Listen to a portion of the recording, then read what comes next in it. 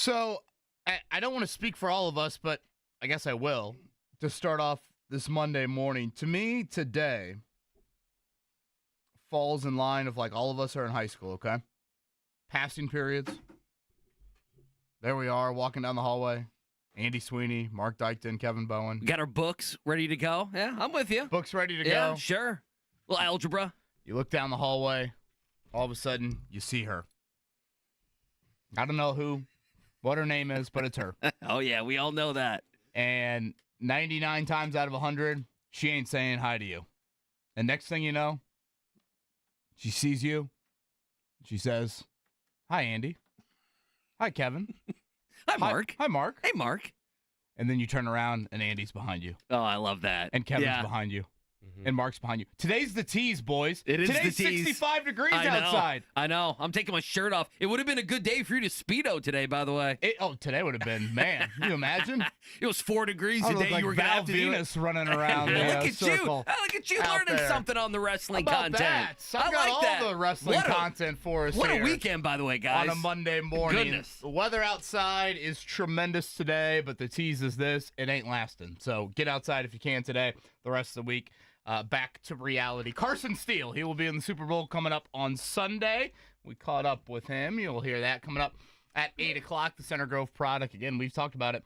A lot of Indiana flavor on that Kansas City Chiefs roster. So we'll do that at 8. Voice of the Boilers, Rob Blackman. You know, this is a show that I'm always kind of a little bummed by, Andy, because similar to like the Chris Ballard recap press conference, I'm like, man, Indiana-Purdue played an absolute classic, and it happened like 70, or I don't know how many hours ago. It happened a long time ago. I had to go back last night to watch part of it because I watch it Friday with a bourbon in my hand. Yeah, so we will certainly get to that as well. It was a busy week in the world of the NBA for the Indiana Fever, and Mark Dykton is grinning ear to ear from his Royal Rumble experience. Yeah, I'm glad Mark got to busy go. Monday. I watched the Royal Rumble. Now I watch it on Peacock. The guy who won, I have no idea who he is. I wanted Logan Paul to win. That's who I wanted to you were win. one of those. Yeah, I wanted the bad guy to win once in a while. I was surprised to see him in there so late. Oh, dude, he's so athletic too. I don't know why I'm talking about him like he's a free safety, but anyway, so the Rumble was fantastic. Indianapolis looked great. I know all the Tyrese Halliburton stuff, but I mean Lucas Oil, Mark, I know you were there. We'll talk about it. I mean, I thought it was fantastic, and then this is one of those weekends. That KB, you're right. Friday, Purdue happens. They beat Indiana in what was classic Indiana almost winning. What does it mean? Purdue wins, and I didn't think Purdue played that well. They had a couple stretches. They obviously played good enough to win the game. But, it's going to be, it's a Super Bowl. We're going to talk about the Super Bowl today. But in the NBA, and we will, the NBA, you have 2 monster trades, and it's Saturday night going into Sunday morning, KB. And I've been watching Royal Rumble. I've been sipping on some bourbon, and then I watched John Calipari walk into Rupp Arena, get booed, and just dominate Kentucky. And so I'm laughing at the internet that's just having such a good time. And then there's just a random Shams tweet that looked like he got hacked in the middle of the night that Luka had been traded for Anthony Davis. So it is a tidal wave weekend of sporting events. Yes, a couple things locally, but nationally today. It's Super Bowl week, and the NBA is going to dominate the majority of the discussion today. It's unbelievable. I think I was in REM sleep for both of the trades that happened. Really? You were asleep that early on Saturday? Well, I guess it was after midnight, wasn't it? Well, Saturday, certainly. Yeah. Yesterday, I did bail a little bit early. For those that missed it, De'Aaron Fox off to the San Antonio Spurs. Zach LaVine. I swear Zach LaVine's name has been in a trade rumor for the last 7 years. He is going to team up again with DeMar DeRozan back there in Sacramento. So we'll get to both of those because certainly the Shams tweet, it's people literally asking him if he was hacked. I think everybody by now has seen the reaction to the Phoenix Suns players on the bench. Devin Booker turning around to a fan and saying, Luka Garza got traded? Luka Garza. Might be my favorite. Forgot he was in the NBA. There, shout out to Iowa and Luka Caitlin Clark Garza. and that jersey retirement yesterday in Iowa City. But you got to go back to Friday night, Andy. And I just thought it was such a classic game. And I don't think my expectations walking into it was we were going to get something like that. Frankly, at halftime, Maddie wasn't really watching the first half. She sees the score. She's like, oh, wow, what happened? I go, Indiana looked like they had Purdue on their jersey. Yeah, they played the best game they could have played. That's how Indiana played, I thought, with their ability, just effort-wise. I thought their shot-making was tremendous there. certainly the finish. I mean, Trey Kaufman-Renn throws in the hook shot from Rensselaer.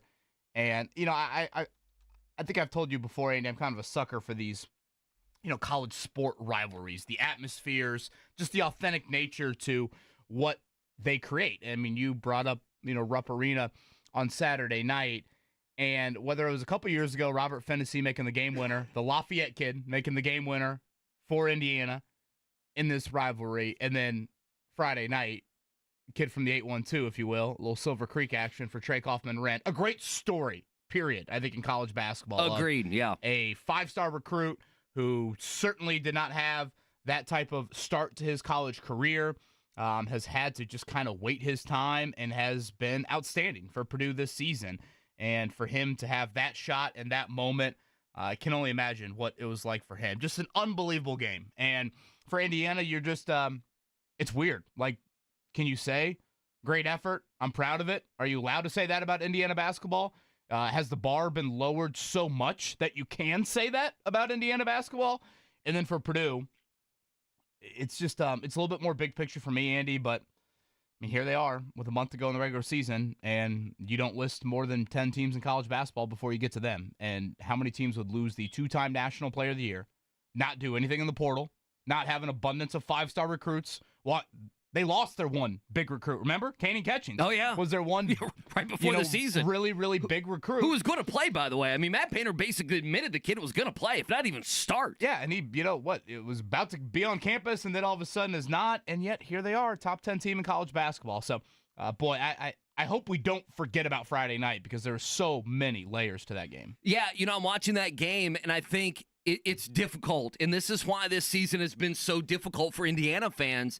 You guys help me here. You guys tell me, you're watching that game, and you're watching Indiana do things and be aggressive, and Mike Woodson, basically telling Miles Rice, hey, Trey Galloway in the second half is going to run the show. And by the way, big picture, going forward, I would put Miles Rice on the bench. He can come off the bench, and I know he's had a couple games. I know against Maryland he had a couple big shots, but you cannot trust him to do the right thing in the final seconds. I hate to go right to the negative with Indiana, but the last 2 games, you have had end-of-game sequences that Mike Woodson treated very differently, and he put the ball in the hands, basically, of Miles Rice, and Miles Rice cannot be trusted. So, number one for me, I'm putting Trey Galloway in the starting lineup. I saw our guy, Tony Adranya, tweet about it. Saturday so good and Sunday, the high ball screens. But if you're Indiana, you asked the question, has the bar been lowered? I think for some it has. I was disgusted with a small amount of rhetoric that was out there that was like, I can't really say that Indiana lost the game. I can. Because, Arkansas went and they won and they moved up, double-digit spots in the net. That is exactly what Indiana, and I know the Big Ten, I know they got Michigan and Michigan State. I get it. They have as many opportunities as anybody in the country, but there was a golden opportunity to beat your arch rival and to do so and to get one of the best wins that because you're a bubble team, that any bubble team, KB, is going to have going on the road and beating Purdue. So there's the Indiana side, and I got to be honest, on the Purdue side, it felt like for large parts of that game, even though the numbers don't bear it out, the offensive rebounding was just 12-10. Didn't it feel like there were a couple times where Indiana just got every rebound? Oh, sure. But I looked after the game. I'm like, it's 12-10. I thought it was going to be 20-5. Yeah. After the game. So but Purdue just keeps on winning, and the big. The big runs that both teams had in the second half, I probably thought Purdue was going to win with about 11 minutes to go. And then with 3 or 4 minutes to go, I thought Indiana was going to win a couple different times. So it was a great game, and I would agree with you. What Purdue is able to do with Matt Painter is unlike just about anything in college basketball. You lose Edey, you lose a guy like Mason Gillis. Keon Catchings, a 5-star, 4-star kid, says no thank you right before the season, and no problem. He can throw in Caleb First and C.J. Cox and, Jakari Harrison. He can go win games and be a top 10 team in the country. So you give Purdue all the credit. But that rematch should be fun, though. The punches back and forth. I thought that's what stood out to me on Friday, too. Just heavyweight punches. Yeah, to your point, I thought the ebbs and flows, I'm like, oh, Indiana's rolling. Oh, yeah, Purdue's in full control. That started the second half when Kaufman-Renn goes on that 7-0 run. Luke Goody's on the bench. Mackey's going to blow, LaRue's going to blow off Mackey, Right. and then here's Indiana punching back. Mackenzie Mbako looks like a first-round talent. He looked great. It's great. All of a sudden, Purdue answers, and finally Lawyer wakes up a little bit there. So just an unbelievable game. Certainly the end of sequence, or the final sequence there. If that's Galloway, the ball finds Goody as the trailer, or it finds Mbako in the corner. Honestly, Rice, I don't know if Rice forgot how much time was left, because, if he just takes a couple more dribbles, he'll get under the basket, right, and he will find Mbako in the corner, that same corner where he just hit the three a few minutes earlier. And look, in no way am I blaming Goody for the inbounds, but, when he inbounds that ball, it's Galloway and Rice right there in the backcourt. It's a good point. And it's like, you go back to that. It's a good point. I mean, you just throw it. Throw it to Galloway. If you throw it to Galloway, I think Indiana wins that game. You like his haircut, the fade? I'm not sure I like that. I like the longer hair Galloway. He tried to switch things up. I'll tell you what, if he plays like that, he might as well rock that here for the final month of the season. Pacers win Saturday night. Trae Young was incredible. The Pacers had a ton of balance, and they sent Tyrese Halliburton to the Royal Rumble as a winner. Now out west, Utah, Portland, the next two nights. So it's a back-to-back for Indiana. Portland will also be on a back-to-back. Then they'll have the Clippers on Thursday, the Lakers for a matinee on Saturday. We'll see if Luka Doncic is playing for the Lakers in that one. I'm sure he will be. No, he's injured. That's right. The fact that I just said that out loud is kind of wild. Rick Carlisle will be a little bit later this week. Again, they have a back-to-back. Obviously, the time change. We will try for Rick Carlisle coming up on Thursday morning. So for those that enjoy the Tuesdays at 8, I want to be very respectful of Rick out there on the West Coast. We'll do that a little bit later in the week. Just briefly on the Luka trade. I was, just stunned. Absolutely stunned.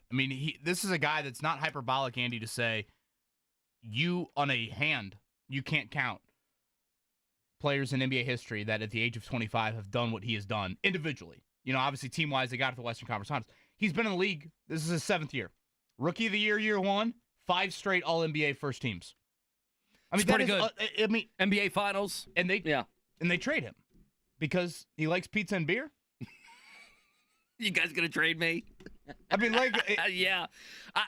There is, so Nico Harrison, who we all learned together, is the Mavs general manager. When they made the NBA Finals. He's the big Nike guy, right?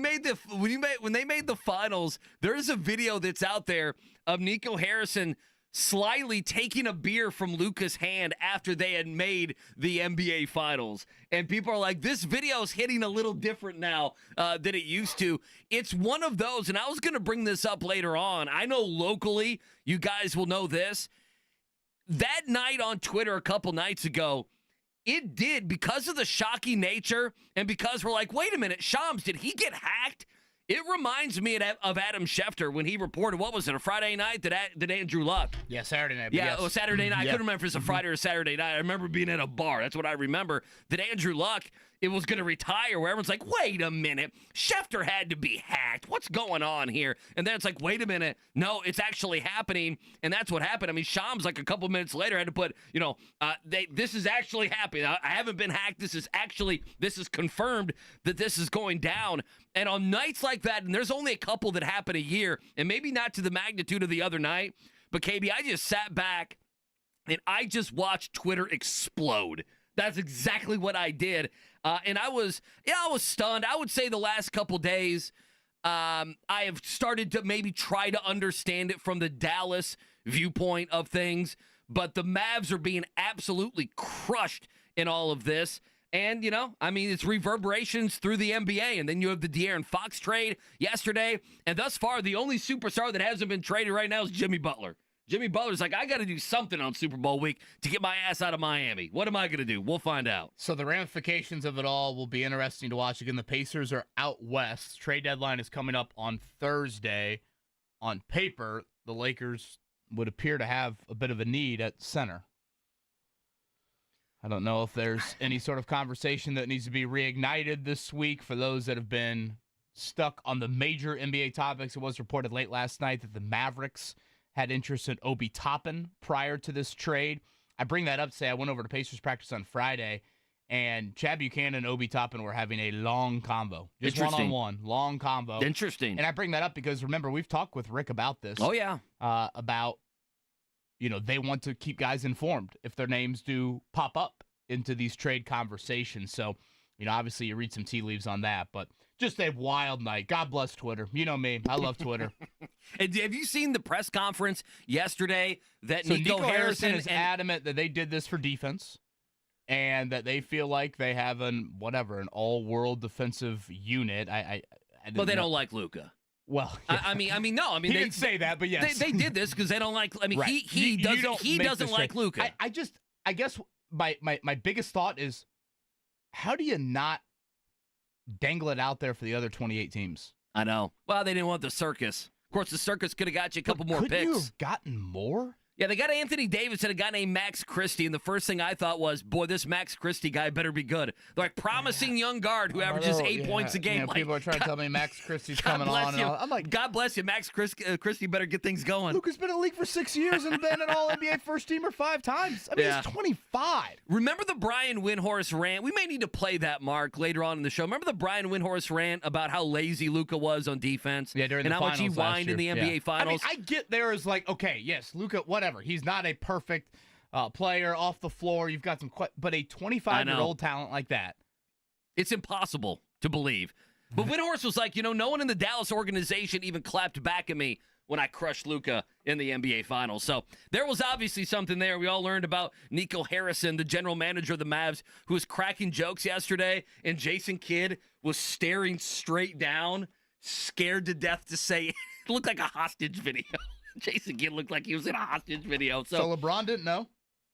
Supposedly. Yeah, I'm not sure what to believe there. I don't know. It was so damn quiet. It's You're right. wild. He would have been loud about it. Or people around him, his agency, they all would have been loud about it. And by the way, shout out to what Kelly Crosskoff and the Fever are doing. I know we got to get to that. I mean, it is.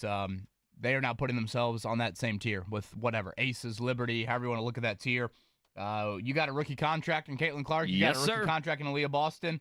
You make moves, and what a weekend for the Fever. Yeah, it's the anti-Chris Ballard, what the Fever were able to do this weekend. So the Fever, the NBA trades, obviously. Pacers win on Saturday. Purdue-IU all the way back to Friday. We got you covered this morning all the way to 10 o'clock. Your morning check down, it's coming up next. Appreciate you waking up with us. Wake up call, 93.5, 107.5, The Fan.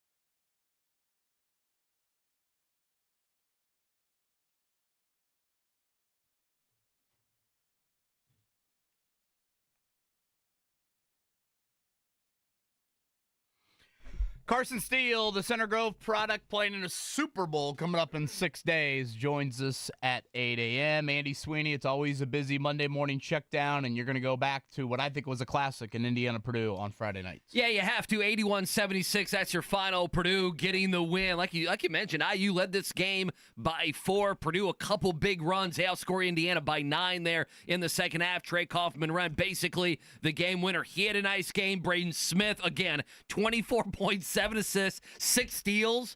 I mean, he was fantastic. Nothing. I mean, what else would you expect from Braden Smith? Mackenzie Mbako had a big game. Trey Galloway, Lou Goody had pretty good games as well. So 81-76, that's your final. Purdue wins now 3 straight.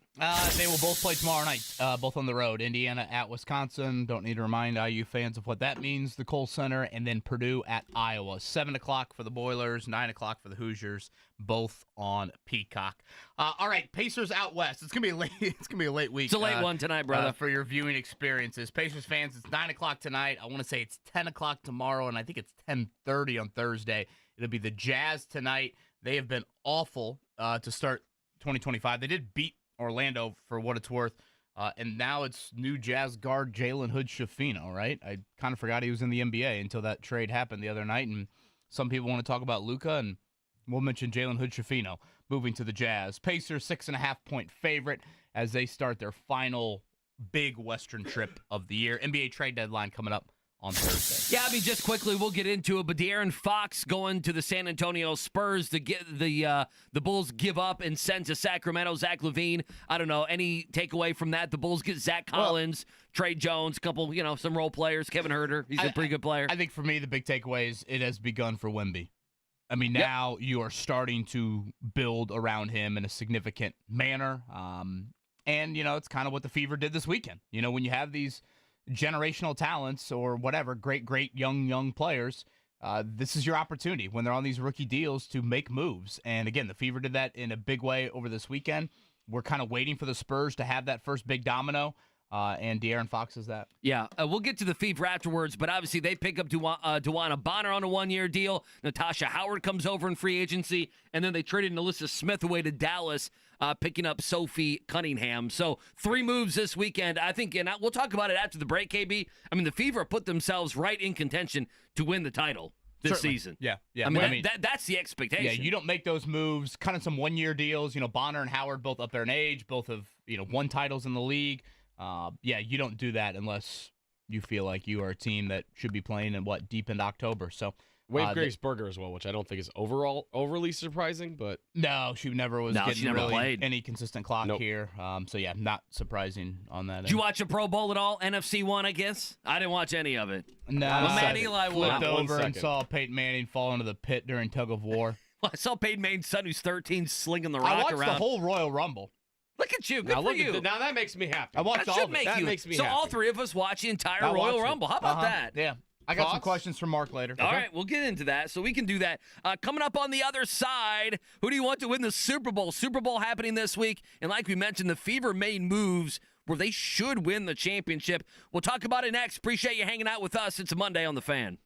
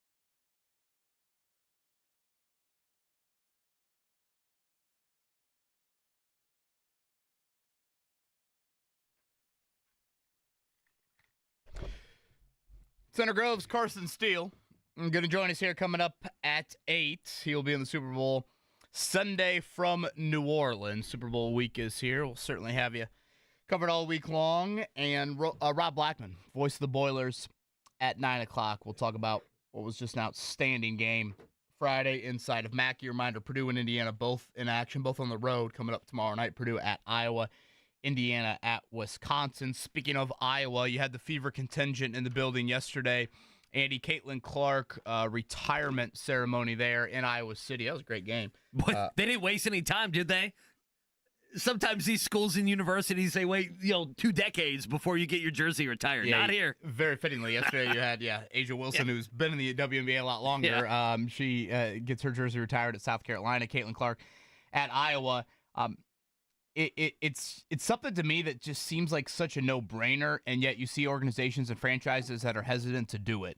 When you very, very quickly find out that your stud rookie is a stud, what an opportunity that rookie contract offers you to do things. And really, obviously Caitlin Clark's Caitlin Clark, but like Aaliyah Boston is a great talent for the money that she is making.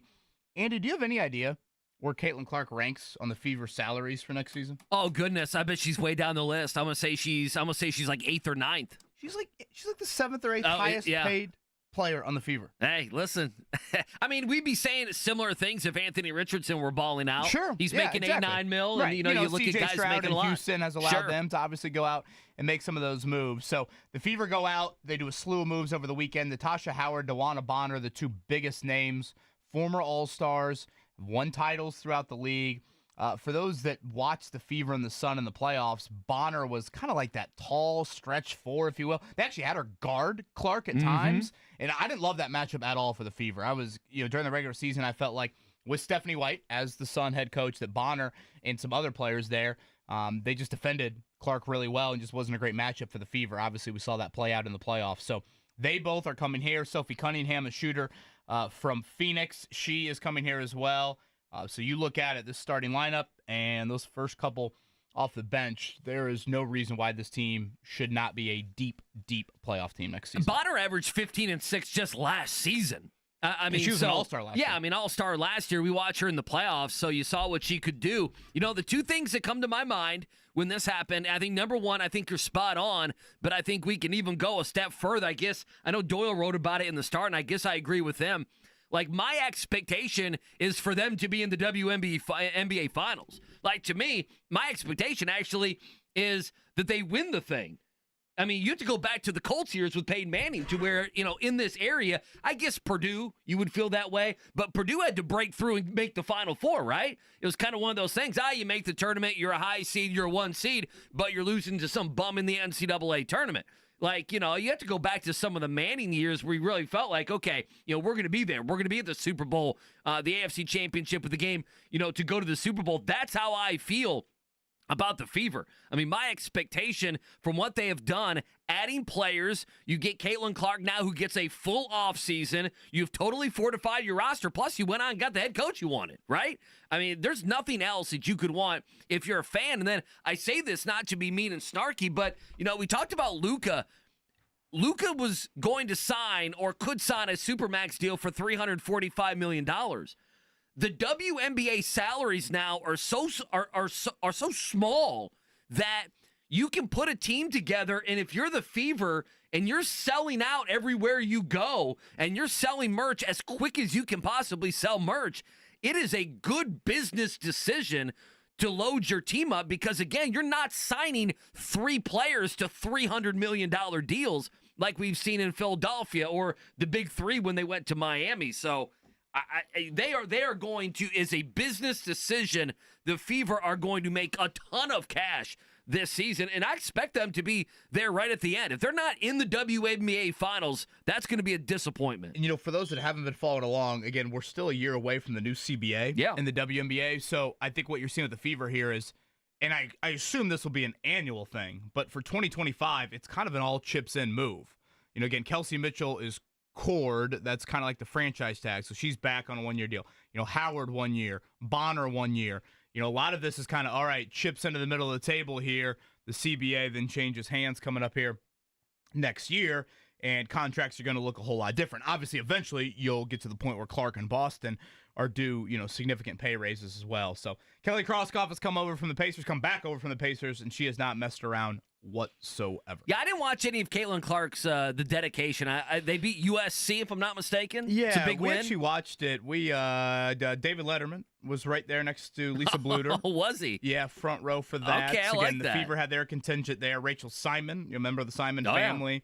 Yeah. Amber Cox, her new GM. Again, Kelly, I think Mel Raines, COO over there at Pacers Sports Entertainment. So, yeah, they had their crew there. And Caitlin's on the telecast. She was great. She couldn't hide her emotions watching the Iowa-USC game a few times. She's calling out, get that rebound, a little bit, which I love. Jason Benetti on the call. He did a great job there. So, yes, the jersey retirement for Caitlin Clark yesterday in Iowa City. Wow, so you watched the basketball game, and I know it was a women's college game without Robbie Hummel on the call. It's the first one of the year. When I heard USC Iowa. When I heard Benetti's voice, I was like, you thought, oh my God, it's gonna be Hummel again. It's gotta be Hummel, right? It's gonna be Hummel again. Let's go back to Hummel and Benetti Friday night. Sure. Low hanging fruit to say Woodson should have taken a timeout. I mean, didn't we just complain about it the game before? Should we really nitpick both situations? Because I will. Okay, go ahead and nitpick both. Let me react to it. Because, no, I don't think it's low-hanging fruit. I think it's, giving what happened, given that, again, Miles Rice doesn't get a good shot off and it kind of just fizzles out at the end. It's okay to question it. I got no problem with that. Into the game against Maryland, Rice has the ball in his hands. Right. Rice had played very good against Maryland. He had. Especially in the second half. That was a chaotic situation where Maryland hits the three, and they don't pick up, I think, as quickly as Jakari Harris picked up Rice after was it Lawyer made the free throws? Yeah, I was going to say. No, Kaufman and Wren, I guess. Yeah, Maryland is not Purdue. Yeah. Well, there's a little bit different of personnel there. And I was coaching. watching, Purdue put out a great video, behind the scenes video of the game. And Matt Painter, and some coaches do this. I don't act like Painter was, is just some unbelievable savant, if you will, when it comes to predicting these things. But he does the whole, hey guys, when we make this shot, we'll have the lead, be ready to pick up. Well, Jakari Harris does pick up Miles Rice right away. So basically, I bring this up to say, against Maryland, Rice was playing well, and I thought he had an advantage. Against Purdue, Rice was playing horrific, right, and he didn't have an advantage. Right, call a timeout when you can see it's a mess. So that's where, and again, Galloway had been playing great, and so that's where I think we just always do this when into the game situations. We always are like, where can we blame the coach? And this doesn't just go for Michael Whitson in Indiana. This goes for, Rick Carlisle in the playoffs last year. I mean, we had some moments of that, of, hey, do you foul up three and Jaylen Brown hits the three in the corner, et cetera, et cetera. Like, this is how we kind of analyze these games. But to me, I don't think it's that crazy, hindsight 2020, all that, to think, boy, if that ball's in Galloway's hands, it's a different result. Yeah, you at least get a shot. You get a better shot. I mean, what was that? You have a chance at the rim. Like Rice shoots that with 6 seconds to go, 8 seconds to go. He's a mess. You know what I also found funny? So after Lawyer makes the free throws and it's a 3-point game, I thought of you, Mark. Did you think of Kevin Bowen? No, thank you. I thought of you, but not only that. Indiana and Mike Woodson thought of you. Nikki's laying there saying, boy, I think Andy's really thinking of me right now on this Friday night. No, I'm thinking of the guy I spend 15 hours talking to every week. That meme, he's probly thinking of other girls. No, he's thinking of his co-host, actually. Here's why. Well, I was drinking bourbon as well, so you and I were. It's a 3-point game with 2 seconds to go. Well, what did they do? That's exactly what I'm saying. Mike Woodson thought Purdue's going to foul. Right. So I have to throw, the length of a court pass, and he was probably trying to do a quick pass, was he not? Well, and I don't know if Hummel said it on air, because Hummel said it, again, I seemingly watch every game that Hummel does. He said it a couple games ago, that it looked like they were running some version of the Valpo play. Of the Valpo. It's exactly what I thought. Which is called Pacer, that play. And again, they threw it to Renew in this case. Obviously, Galloway overthrows him. Because Woodson's thinking they're going to foul. Of course, they can't make free throw shots anyway. But he's like, they're going to foul, and there's going to be 0.9 on the clock, basically. And we're going to have to make the first one, which they probably wouldn't have done, and then miss the second one and hope we get a lucky bounce. And it ended up with the ball being stolen and the game's over there. But I thought of you because I'm like, oh, it's going to come down. Like, Indiana's not going to get this miracle game-winning 3 off because Purdue and Matt Painter is going to do the right thing and foul, and it's going to be boring as hell in the final 5 minutes of the game. I want to make sure that we don't lose sight of the game itself, because as a fan of this rivalry, atmospheres like that, it's why I love college sports so much, Andy. And that was just a great, last year we didn't get a good game in this series. No, we Purdue didn't. just stepped on Indiana, and we got a classic. And we got a game where punches are thrown back and forth. I'm always a sucker, again, for the state of Indiana guys. How do they play in these moments? And you watch the Purdue kid, obviously, with Trey Kaufman-Renn and Braden Smith, et cetera, et cetera. You watch Indiana. I thought Leal and Galloway were great. No, Leal was good. Galloway was good. Luke Goody was great. I know he's not an Indiana kid, but I thought Mbako looked like a first-round pick. And, I think Indiana fans have been pleading for that based off the flashes that he showed last year. And, boy, that Kaufman-Renn hook shot, I mean, he literally shot it from the Big Ten letters.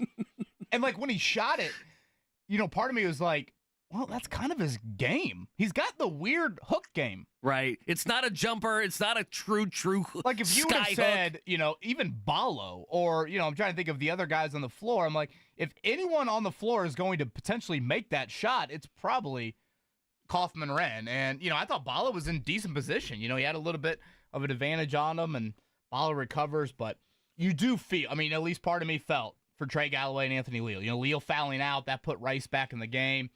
And Galloway to, hear all that noise, feel all that criticism. Boy, you have an opportunity for a win that you'd think about for the next 30, 40 years. Well, and it just gets away from you there late. Think about it. Whoever the gas bags are on the fan in 20 years or whatever, when the game comes up, who are they going to reach out to?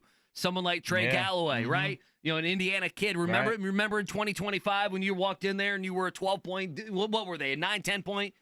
Was it 12? Was it 12 and a half? Wasn't it 12 and a half? Yeah. You're a 12.5 point dog. You're having a terrible season. You've lost 4 out of 5, but you go in there and you get the win. That's the kind of conversation we were going to have this morning. Just quickly on that, and then I got a Super Bowl thought for you here in just a second. Carson Steele going to join us top of the hour. We'll have our Go to the Weekend coming up at about 8:30. I wanted to just toss this your way as well.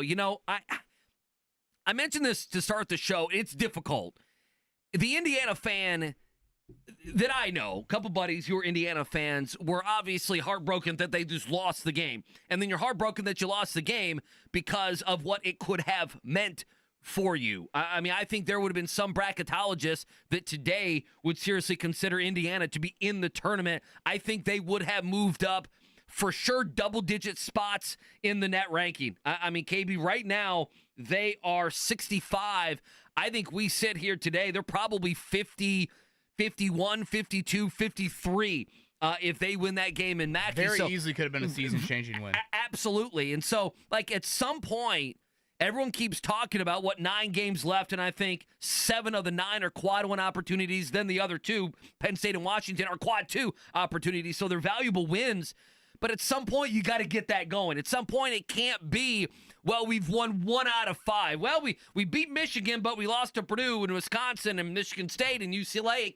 It can't be that. You have to start if you're going to get on a roll, you got to start to get on a roll at some point. Certainly. And I really thought Friday night could have been that moment. And I think if we look back and Mike Woodson's not back and this team doesn't make the tournament, they just kind of fizzle into obscurity, which very well could happen. I think you're going to go, and that's going to make Purdue fans, by the way, feel great about what happened on Friday because it could have been Woodson's last stand. And I don't view it. And the problem that Indiana fans have is you're watching that game. I'm picturing Mike Woodson with a musket after you just said Woodson's last stand. Custer's last stand. But don't you? Guys played. The team had fight. And the team played well, and some individuals played well.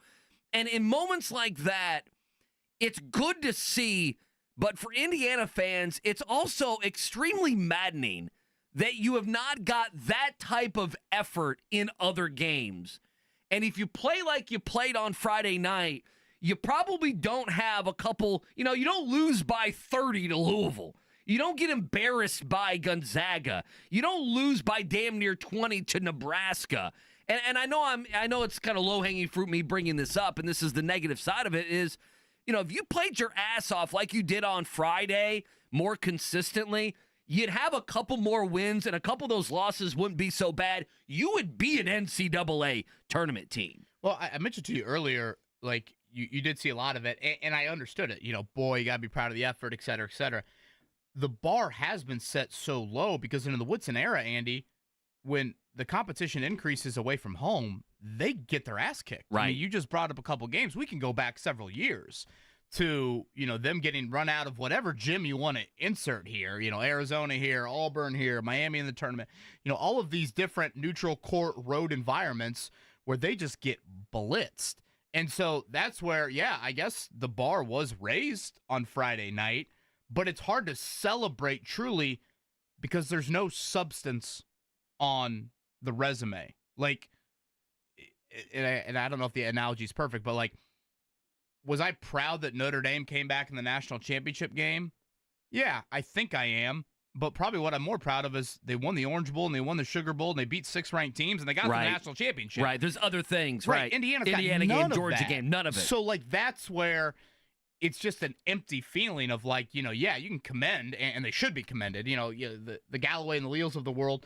And, you know, again, I thought Mbaka was outstanding. I thought that sequence where he blocked Braden Smith, came down, hit the 3. Then he had a couple of drives the next a spin move dunk earlier in the game. That's a, you know, clip that out and show an NBA scout, and they're going to salivate to it. So you want to celebrate it, but it's just hard to truly celebrate it, knowing that for the first 2.5 months of the season, that's been the outlier. It almost makes you. I have a buddy who it made him angrier. Sure. It made him more frustrated. It's like, you know, if we play like this, a few of these games are different. Instead of being 65 in the net, we're 51 in the net. Because, I mean, they lost to Purdue KB, and they didn't move in the net rankings. And if you put yourself into more of those situations, the Trey Kaufman ran hook shot doesn't go in. Right. Or the Miles Rice, whatever he was doing at the end, turns into, you know, Indiana making that play.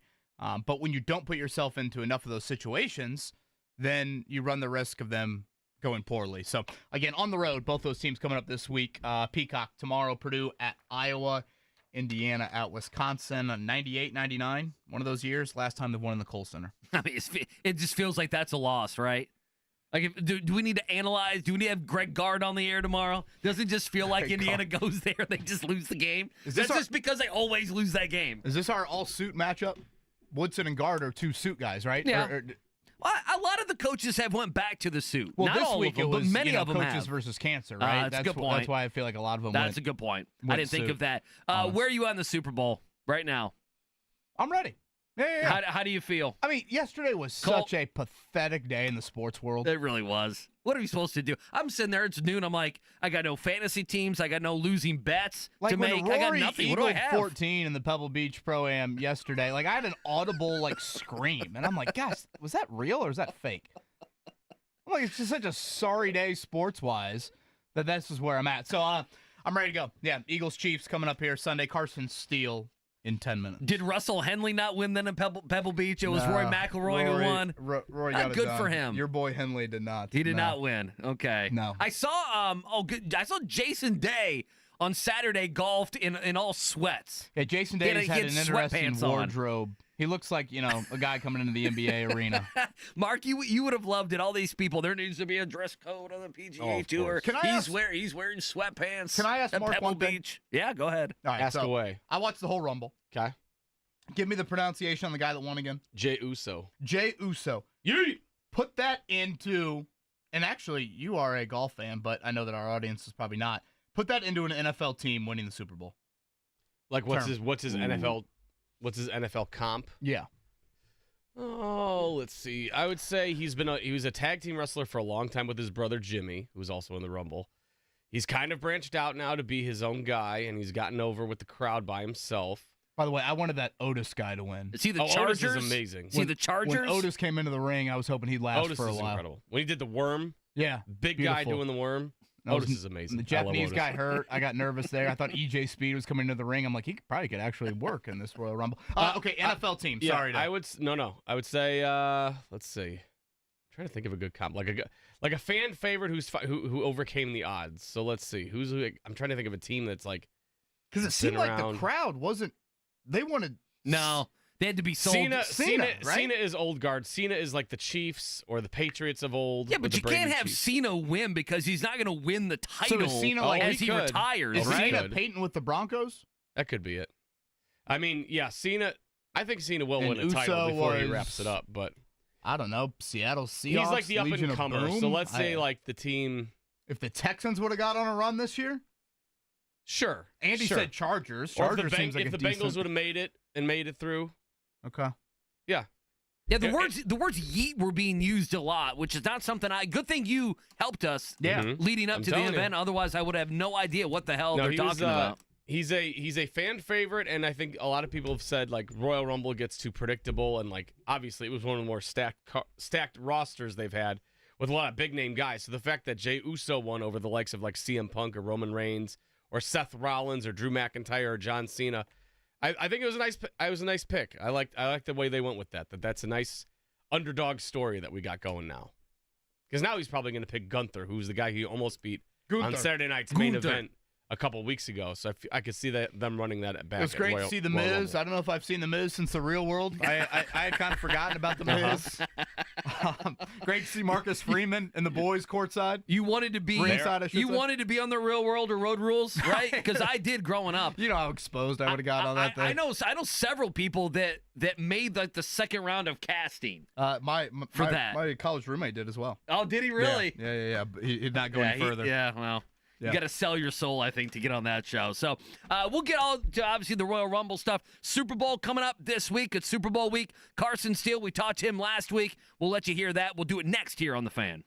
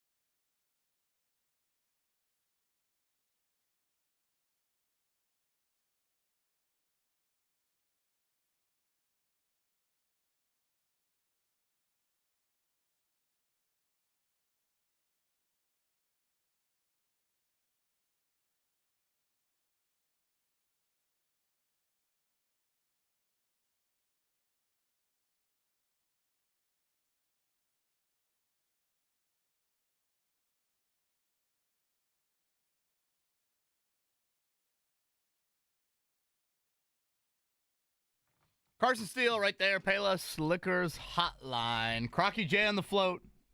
Kelsey just pouring beer down his throat. I don't know if that's allowed. I don't know if the animal, Well, peed or whatever. But after. Probably don't want to do that. Yeah. Get attacked by someone. Yeah, Check good that. for him. Again, the local ties, we've mentioned it all last week. We'll continue to do it coming up on Sunday. 4 Indiana high school guys on the Chiefs roster. All of them played. Carson Steele got in for, I think, half dozen snaps offensively. Peyton Hendershot. I think Steele might have played a little bit more. Hendershot right around that, the tight end from Tri-West. And then defensively, George Karlaftis and Drew Tranquil play a lot. Obviously, Karlaftis had the big hit on 4th down. So it's weird. We have that local angle, and yet I'm like, gosh, I'm just so damn tired of the Chiefs. Do I need to get over that and cheer for the what's my local angle with the I don't know. Eagles? I like Nick Sirianni more than most. You like Nick Sirianni? Well, you'd be in the minority on that one. I tell you, there's not a lot of people jumping on your bandwagon. Maybe his boys from Bridgewater, Westfield, liked him back in the day. There's two things. Number one, this Super Bowl tortures me. You know this. I'm not excited about it. Carson's a great story and the local connections on the Chiefs. Ultimately, I will pull for the Chiefs, even though it makes me sick to my stomach because I don't want Saquon Barkley and the Eagles to win a Super Bowl. I mean, I don't know how I come in here on Monday if that happens. Guys, I know I'm sure Mark will have sound and it'll be funny. We need to make it funny because, to me, it's going to be very sad. And then, how you see these articles come Super Bowl time? These articles are people that don't watch football interject themselves into football. That happens around the Super Bowl because the Super Bowl is a party. It's a sponsor event. A lot of money's being made. A lot of things are being sold. The first thing I saw this morning, I'm talking, it's 5 a.m. I'm looking around Twitter, whatever. And it's Super Bowl week. It's Super Bowl Monday. In the midst of all the Luka stuff and De'Aaron Fox stuff and everything else is hey, instead of wings this year, why don't you consider broccoli and cauliflower? And I'm like, just get out of my football. Was that JMV's Twitter account, or was that a real one? It was not him. He might do that. My man's lost like 75 pounds. But for the rest of us fatties who are losing 75 pounds. You're going cottage cheese. Well, exactly. I'm thinking, no, you stay away from my football. No, you can watch the Super Bowl, but don't throw this propaganda in my face. This is America's pastime. Yeah.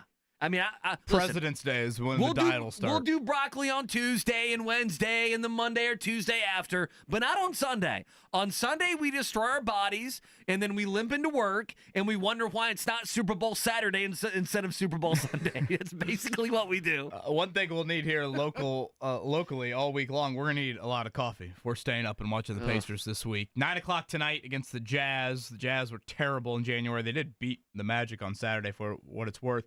Tomorrow, Portland, that's 10 o'clock, and then Clippers 10:30 on Thursday. Again, I know it gets lost in the shuffle a bit Saturday night. The Pacers actually played their first clutch game of the entire year. January, they go 10-2. They blow all those teams out, and their 2 losses were blowouts. Trae Young was outstanding. The Pacers blew a big lead, got close. They made the plays late. Terrific balance from Indiana on Saturday. One thing to note with Benedict Mather and Andrew Nembhard back in the lineup, Andy, that was Jarris Walker's first DNP of the season. Yeah. So the Pacers went 10 deep. Yep, straight up. Walker not in that rotation. Ben Shepherd probably would be labeled as the 10th guy, I guess. So just something to keep an eye on. Again, trade deadline coming up on Thursday, and obviously we have seen the fireworks already begin around the NBA. Jarris Walker, I don't think, listen, I'm to the point to where I don't think, and I have no inside information. I'm just wondering, are the Pacers going to make a move? I'm fine if they don't. I'm fine right now. They're the 4 seed. They passed Milwaukee in the last couple days. So I'm fine if they stay how they are. And I know there's going to be a gamble with Miles Turner potentially on the back end. If you want to trade someone like Obi Toppin, there's still time. I mean, does Jarris Walker have much value in the trade market? I mean, he's a DNP. And then you followed that up with trade deadline. Obviously, we'll see what the Pacers do. I would think but he's not much of a piece, is he? At all? It is kind of wild. Like, when you think of the NBA and defining trade value for players and picks, isn't it wild? Just like the definition of that. When you see what what Sacramento got back in the trade versus what Dallas got back in the trade. Oh yeah, Sacramento got 6 picks, 3 first-rounders and 3 second-rounders, and a player, and Zach LaVine. Who's like 25 a game. I get that he's hurt a lot, but he is 25 a game, and he is pretty good. So that's a great question. I would think so. I don't think we've seen. Okay, we're a year and a half to the Jarris Walker experiment. I don't think I call him a bust, though. Yeah, I'm not there, but he's also... I think he was drafted into a situation where the team quickly went from lottery to win now. Right? I mean, Siakam gets traded, 3 months into his NBA career. I mean, theoretically, isn't Siakam... And, it's a good point. I say Siakam is stunting Walker's minutes. Duh. Siakam's... Yeah, he's an all-star. Is an all-star. So, I don't want it to be misinterpreted, but I think that is contributing to it. So, I brought it up earlier. Again, I think I got lost in the NBA headlines, understandably, from the weekend. There was a report out there that Dallas had interest in actually trading Maxi Kleber, who went to L.A., right, to Indiana for Obi Toppin. And, I mentioned in the first hour of the show, I was at Pacers practice on Friday. For what it's worth, Chad Buchanan and Obi Toppin are having a long discussion on that. Rick Carlisle won't join us tomorrow. With them out west, we're going to push him a little bit later in the week just to help him out from a time standpoint. So he'll actually be on the show Thursday. So, how the Pacers handle that before the deadline is going to be something to watch. And, I hate to add more smoke to it, but, on paper, Andy, the Lakers do have an opening at center. I mean, do they feel like one more move is needed? I've seen lesser names than Miles Turner? Yeah, I've seen lesser names. Jackson Hayes is their starting five? I mean, to me, you got to pony up a little bit if you're going to go get Miles Turner. I mean, that is an elite rental, right? And a guy that you would be able to sign in the offseason. Yeah, you can't limp in with Markieff Morris and some second-round pick and think that's going to fly.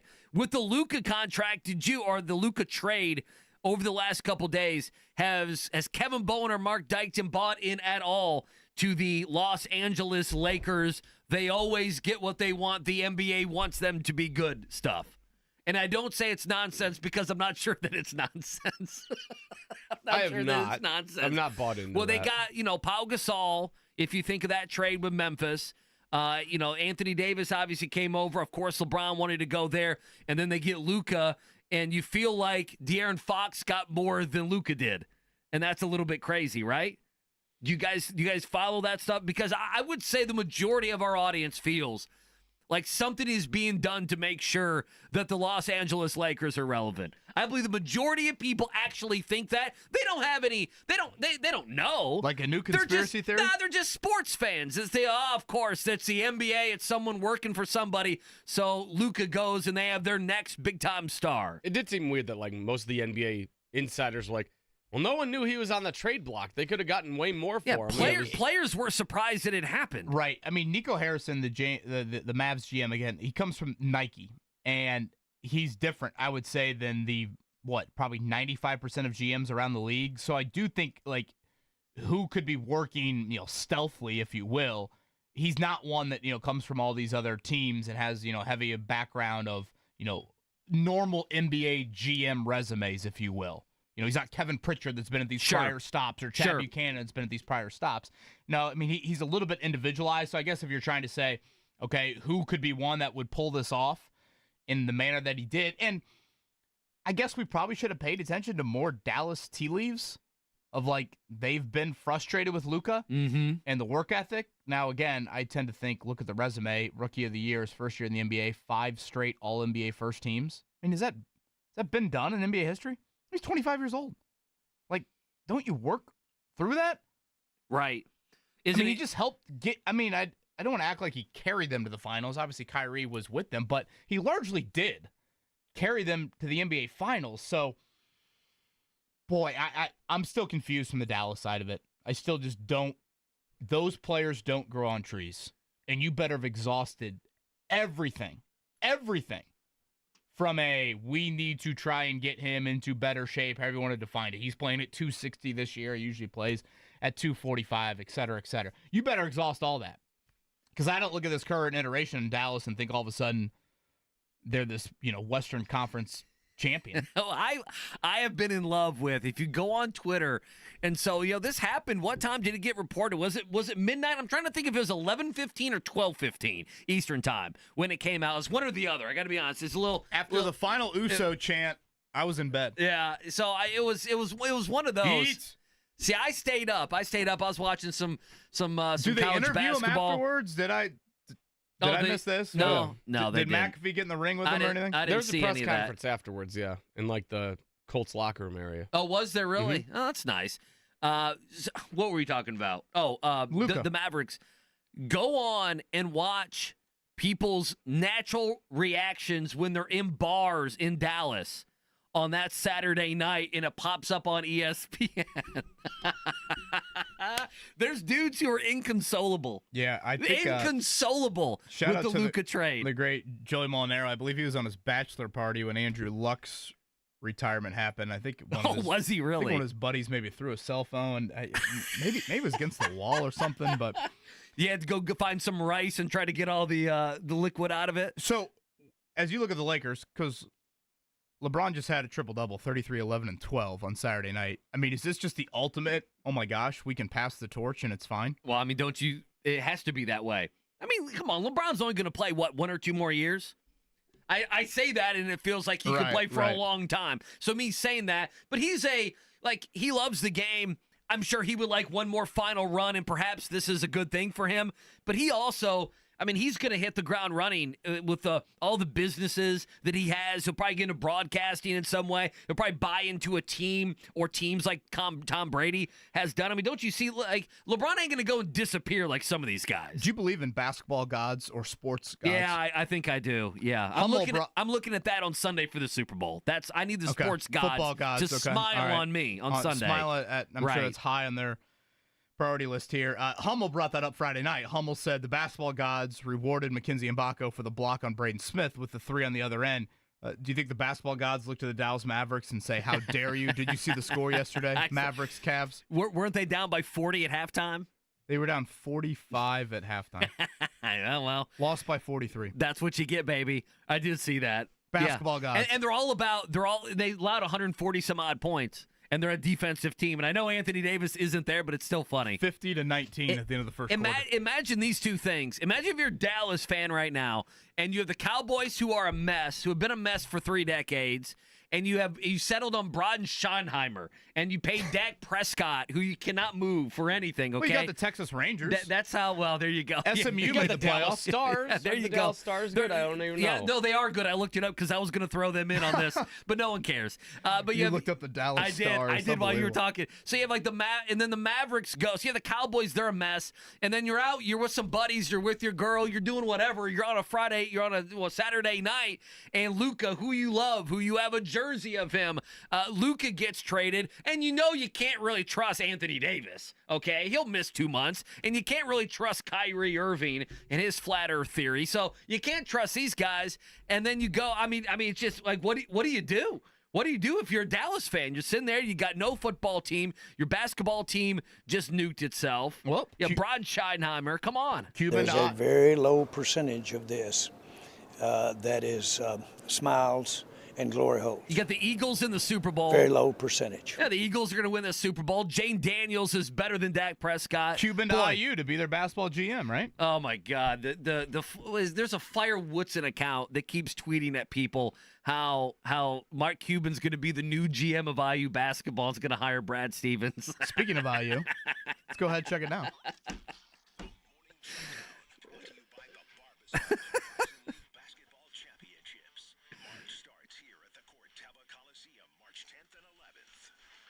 Mark Cuban, yes, going to be the next GM. I'm kidding. 81-76. That's your final. We're going all the way back to Friday. Purdue gets another win in the series. Indiana, pretty good effort, but in the end, it's Purdue. It's Trey Kaufman-Renn, the big shot down the stretch. He had 23 in the win. Braden Smith, fantastic. Again, 24 points, 7 assists, 6 steals in the game for him. You mentioned Mackenzie Mbako. He had 25 and 5. He was fantastic. Ballo was okay. Galloway was really good. Anthony Leal was pretty good as well. Luke Goody had a nice first half, but in the end, a 5-point win. It's Purdue moving on yet again. The hook shot from Rensselaer by Trey Kaufman-Renn. Both teams on the road now coming up tomorrow. Purdue at Iowa, Indiana at Wisconsin. All right, again, Pacers, they win their first clutch game of 2025. It got very interesting there. The Hawks made a big run in the second quarter. Trae Young was very good in that one, but the Pacers make the plays down the stretch. Very balanced effort from Indiana, and now they head out west. 27-20. They are actually the 4 seed right now. If you look at the Eastern Conference playoff picture, they will head out west. 4-game trip. Again, Utah tonight, 9 o'clock. Pacers favored by 6.5. Portland tomorrow. They'll get the Clippers Thursday, and then they'll get the Lakers Saturday. Luka, is it a calf injury? Yeah, he's been out a good amount of time. He was just starting to ramp up basketball activities in the last week or so. Some people have mentioned maybe he could target Saturday. Now, part of me, if I'm the Lakers, I'm kind of thinking, let's just get to the All-Star break. Right, and then, take some time. Bring you back, but that'll be something to keep an eye on. Again, NBA trade deadline will be Thursday. Yeah, speaking of trades, Spurs get De'Aaron Fox, Kings get Zach LaVine, the Bulls get a bunch of role players, so that one went down besides the Luka trade. The De'Aaron Fox trade was last night. We should mention Jalen Hood-Schifino to the Jazz. Yes, he has had an awful time in L.A. He's battled some injuries, so I would say that has he been G League even? I don't even know, or has he just sat on the end of the bench? I asked that because I do not know. The G League hasn't gone well for him either. Okay. Like right now, it's gone very Romeo Langford-like. Yeah, so that's I don't know not if good. this will be just, hey, he goes to Spurs and then plays in France like Romeo is, or what'll happen. But he needed a change of scenery. Yeah, I thought that would be a lot different. Quickly, the Fever adding Dwana Bonner, adding Natasha Howard in free agency, also trading for Sophie Cunningham. Nalissa Smith ends up going to Dallas on that. All right, the good and bad of the weekend. You know it. Coming up next, go to the weekend. We do it next here on The Fan.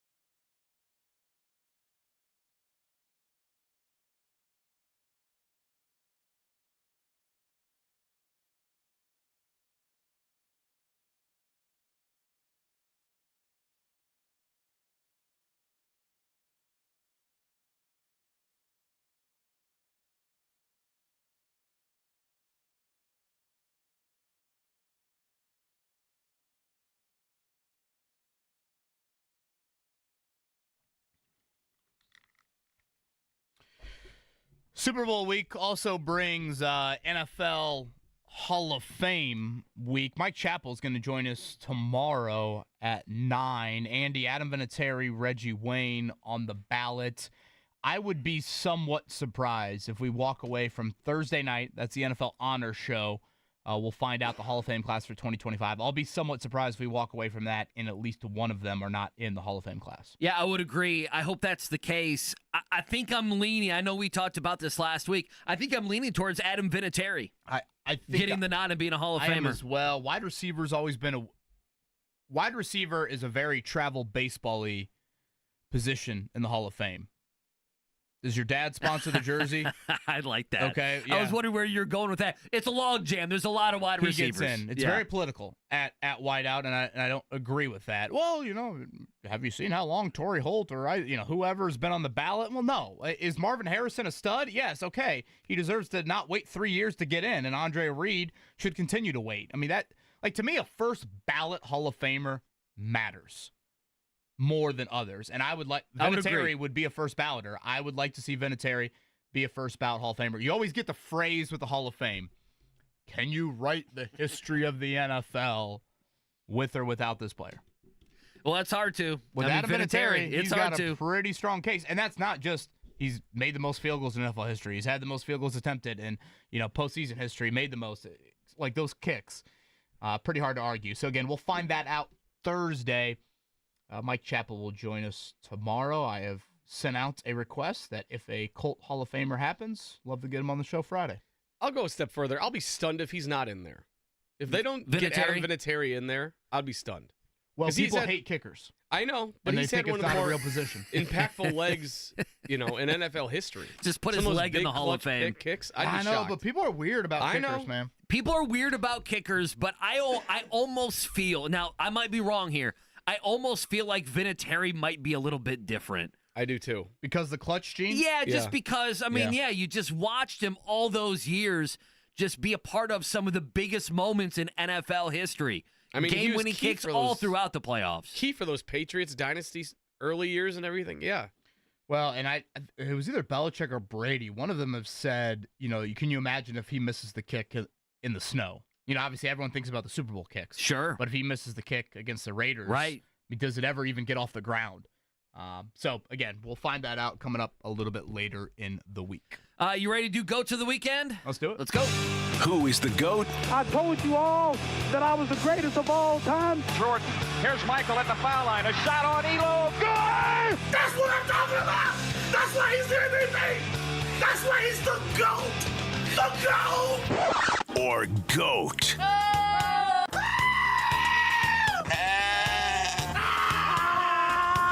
This guy sucks. Of the week. It is GOAT time. Again, all capital letters are GOAT from the weekend, lowercase wise, what we would strongly view in a different light. Mark Dykton, you had a hell of a weekend as a fan. Where would you go with for your all caps GOAT of the weekend? Unsurprisingly, it is the Royal Rumble, obviously, for me. It was fantastic. It was a great weekend altogether. We had Friday Night SmackDown. We had the WrestleCon event in town. I saw a bunch of old legends all over the place at the Marriott downtown. That was fantastic. And then the event itself on Saturday. Indy did it once again. I tweeted out when I first arrived, said, Indy, you look beautiful. There was a WrestleMania sign out there. The setup was great. 70,000 packed into Lucas Oil Stadium. They were ready to rock. And that crowd never got tired. Like some of those shows for WWE, when they get longer, the crowd starts to wane. The energy was sky high from beginning to end of that show. It was fantastic. It was great. And I'm only sad that it's over because now we have to wait till whenever SummerSlam or WrestleMania gets announced here. But Indy showed out again. They do the big events well, and they proved it once again. It was outstanding. Incredible. I haven't seen a date, so they have not said officially SummerSlam and WrestleMania. Nope, I thought one of those might be announced this weekend. Yeah, maybe. But that's kind of what I was thinking. Yeah, I mean, the rumor was WrestleMania 2027. Maybe that's still the case, but, I mean, they haven't even gotten through this year's WrestleMania yet, so I don't know if they're announcing a couple years down the road yet. We didn't get any surprises in the ring, right? Oh, we got a few. Yeah, I mean, I'm not surprised if you don't know. Like, Alexa Bliss at 21 for the Women's Rumble. She was a return. I was thinking literally like a Halliburton figure. Oh, yeah. No, we didn't get any of that. Or like McAfee. No. Halliburton did arrive. He did show up. He was there at ringside. But, yeah, that's all he did was he was a participant as far as watching the event. It would not have mattered to me, but Marcus somebody. Freeman gets in the Oh, ring. yeah, I saw it. Somebody would have said this. I'm glad the Pacers won and Halliburton played. Oh. We played well. I was getting nervous there for a second. On Saturday, I was like, if they lose and he, plays like a bum in the final 3 minutes and then carries carries his to the Royal Rumble, someone's going to be snarky about this. No, 100%. And they couldn't do it.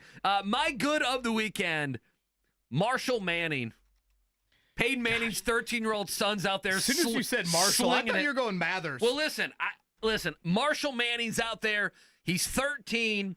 He's got the perfect form. Did you see these videos from the Pro Bowl? I saw him. He's slinging fade routes to Jamar Chase and Malik Neighbors. Chris Ballard's starting to tank for him now. I mean, listen, me and Mark's teams tank anyway, okay? Just go ahead and tank. I want Marshall Manning. How many years is that? I need to wait 8 years? There's about 21 or so.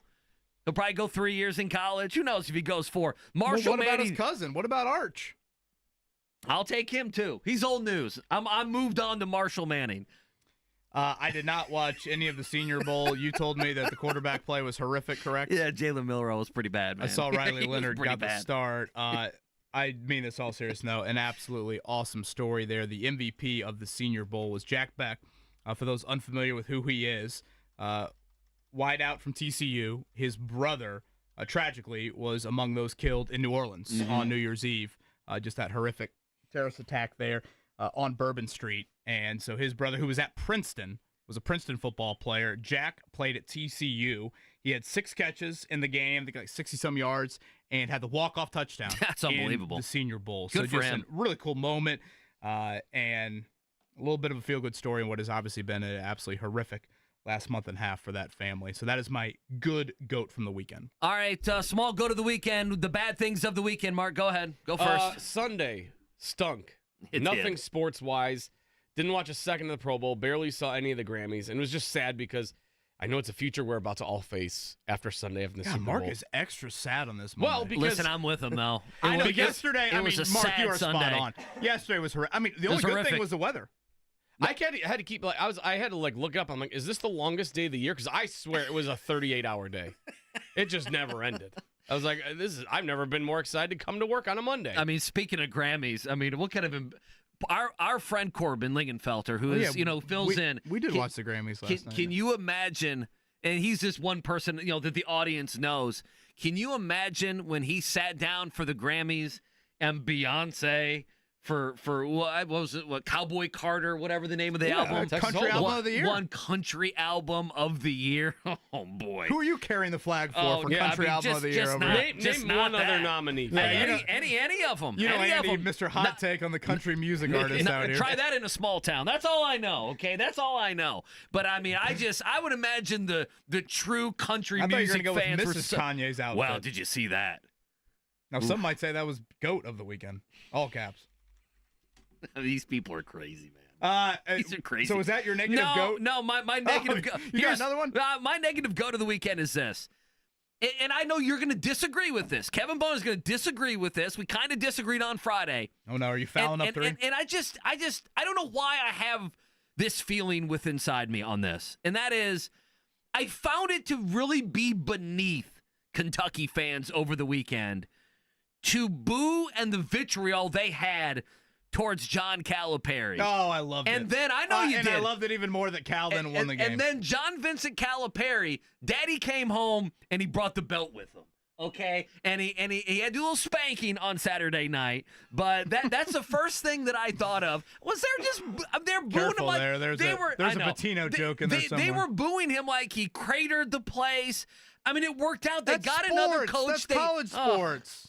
Enough with that. They're supposed we're class. You're not a classy fan base. You let 2 media members drive you into booing the greatest coach in the history of your program. Get out of it. Or at least the second greatest. Anyway, go ahead. I am sad like Mark Dykton on this Monday morning. I was informed that the great establishment on the South Side, I should ask Carson Steele about it when we had him on earlier, Great Times is closing. I loved Great Times. The 8th grade trip that Clay Junior High took theirs. We all got on the buses. Bumper boats. When's the last time you guys have done bumper boats? Dude, it's been so long. I almost fell into the water on a bumper boat. I'm scared to death to go on a bumper boat. They got some miniature golf down there. Of course, they've got the go-kart track. I was informed that it's merging with some bowling alley. Oh, is and it? that makes me sad. But the outdoor stuff is not coming with it.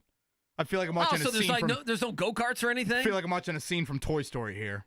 Half the toys get to come to college with Andy, and half the toys don't. That's very sad. Great Times is closing. That makes me sad. Oh, goodness.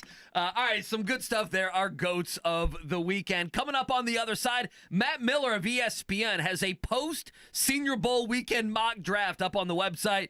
Who does he have the Colts taking? We'll tell you next. Appreciate you hanging out on a Monday on The Fan.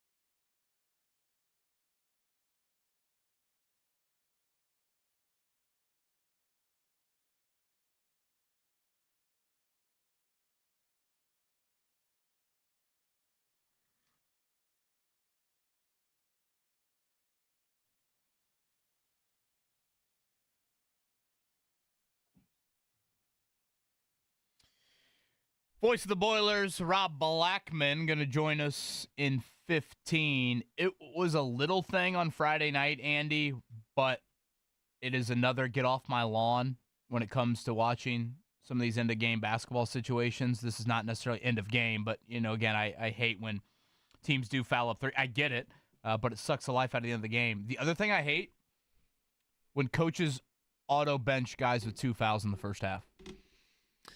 It is so frustrating, particularly when they're experienced, particularly when they are the most important piece to your team. Right. I can think of this rivalry last year and think of Mike Woodson doing that to Khalil Ware. I think maybe in both meetings, certainly the one in Bloomington.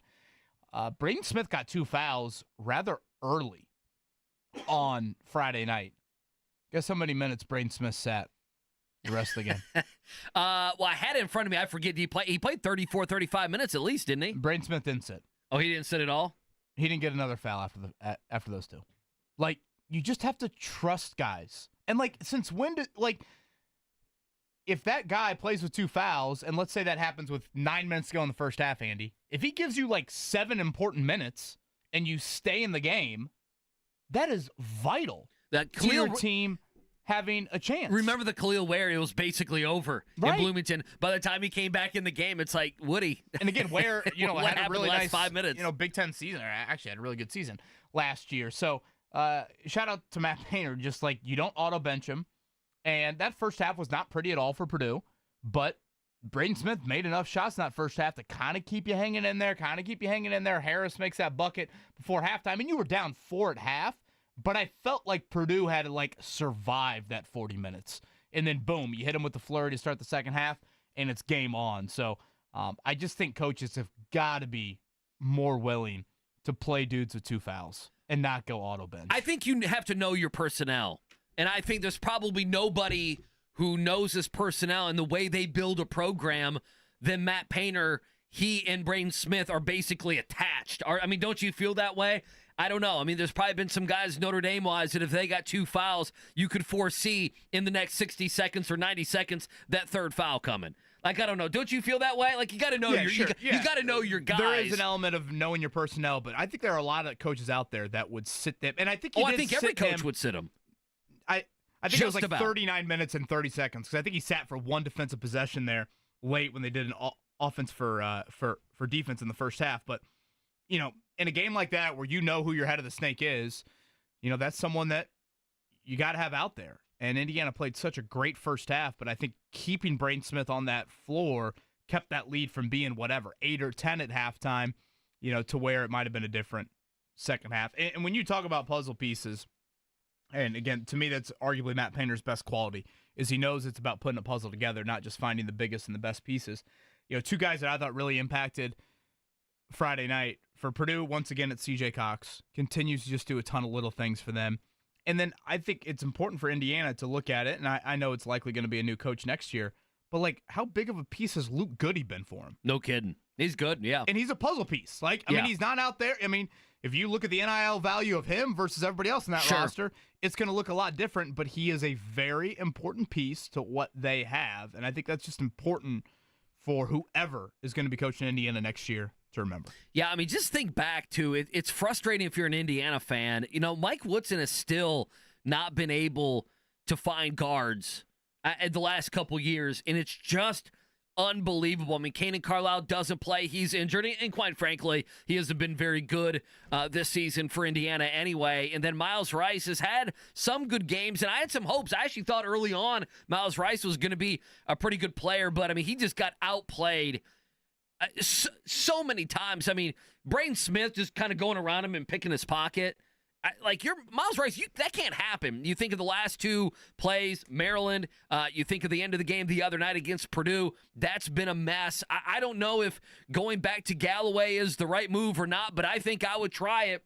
I know Indiana fans may not want to hear it. I think I would go Galloway and Leal to start games, and then Miles Rice.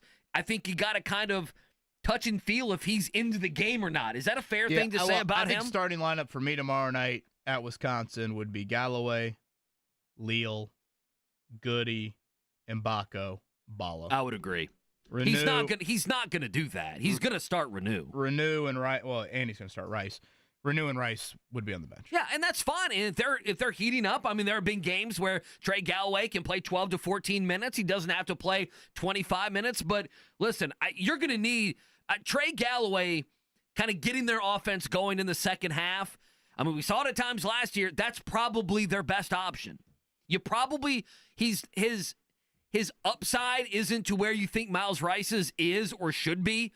But Trey Galloway, more than not, don't you feel like he'll make a better play than Miles Rice? Well, certainly. I mean, and I've changed the way I thought about Miles Rice. I mean, the pick and roll month was or so. so dynamic. I know Galloway scored, a couple times there late off of it, but he is just such a good job of having those eyes up. And yeah, sure, at times, whatever, maybe an alley-oop to Balo doesn't go well, but he found Mbako in the corner. And if you watch the last play, like if you watch everybody around Rice, you have Goody as a trailer, and you have Mbako in the corner. Right. And those would have been, I would argue, wide open looks, certainly good looks, for two guys that were hot, that had made shots, Mbako from that exact spot just a few minutes earlier. And if you would have told Mike Woodson the start of the night, you're going to get a player that's having a good game, get a clean look from three for the win. You take it. You would have signed up for that. You walk off the floor. 10 times out of 10. All right, so Matt Miller of ESPN.com, and Rob Blackman will join us coming up in 10 minutes. So this is after the Senior Bowl was this weekend. I know people may not care too much about it, although I know you have the numbers there, KB. Chris Ballard has drafted from the Senior Bowl. A lot, quite a bit. So I think if you're a Colts fan, you want to pay attention to it. So post Senior Bowl week, Matt Miller of ESPN. We had Matt on, about a month ago. Like him very well, like him a lot. ESPN.com. He has the Colts taking. Have you looked? No. Same old, same old. He's got him with Tyler Warren from the tight end from Penn State. So he's got Warren falling to 14. He still does. Now, a team or two that we had him at, I want to say 8 when we had him on. It was 7 or 8. So big board-wise. The Jets are at 7. He has the Jets taking Will Campbell, who is the offensive lineman from LSU, who is very much seen as a sit it and forget it. And they need an offensive lineman. He has Carolina at 8, taking Jalen Walker, the edge from Georgia. So there is an opportunity here, and I'm not going to read every one. You can go to ESPN.com. Tyler Warren dropping to the Colts there at 14. Just a couple interesting tidbits as well. When we talk about tight end, he has Denver at 20. They need a tight end as well. Colston Loveland, who is the tight end from Michigan, is seen as the clear-cut second tight end in this draft. He has him now all the way up to number 20 in Denver. Gosh, two tight ends in the top 20. That is substantial. We probably could have had the conversation. Did you think you could draft someone at 14 and then move up somewhere maybe in the second round to go get Colston Loveland? According to Matt Miller, he doesn't think that's going to happen. And then he did a second round as well. And his second-round pick for the Colts, just throwing it out there. It's a name, it's whatever. Maxwell Harrison, who's the corner from Kentucky, who actually did see play quite a bit. I think he's had a good evaluation process. I think he'll be a guy at the combine that people will like. He's about 6 foot, so he's not one of the taller corners, but he's a guy that can play inside and outside. Mark Stoops usually does an okay job with secondary guys there at Kentucky. They're usually pretty solid. So Maxwell Harrison, a name to throw out there and to remember, potentially. He's got a tight end going right before the Colts in round 2. Something to note as well. Elijah Arroyo, who I know was down at the Senior Bowl. A lot of people felt like the Miami tight end had a pretty good week. I've brought up the name Harold Fannin Jr., the Bowling Green tight end. So, there's not many drafts, Andy, that you could have. And I know people are high on Mason Taylor at LSU. That tight end. You could have 5 tight ends, like the first 50 picks, something like that. That's stunning. That is not a very popular thing at all. So, again, I'm a big believer when it comes to the draft, you have to weigh kind of draft depth in your thought process. If some positions are more scarce than others, then you have to factor that in. So, which is what he did last year. He waited for actually he could not move up. Ballard waited for A.D. Mitchell because there were a lot of good wide receivers in this draft class. Now we'll see eventually what happens with A.D. Mitchell. He's got to live up to what we thought he could be. Yeah, so that'll be something again to keep an eye on. From an NFL headline standpoint, again, we'll get a Hall of Fame announcement later this week. Adam Vinatieri, Reggie Wayne among the 15 finalists for that. Eli Manning, is he on this ballot? Right? Oh yeah. Will he be a first balloter? It's the great debate. I hope so, just so people can be butthurt. He will get attacked. Gosh, that is a great sports talk radio. Am I not? Isn't it great? Should Pete Rose be in the Hall of Fame? Is Eli Manning a first ballot Hall of Exactly. Famer? Should we bring back or should we 2, 3, bring 9, back 10, single class 7. basketball? Literally. I mean, am I wrong? I tend to think he will not make it. He will make it next time.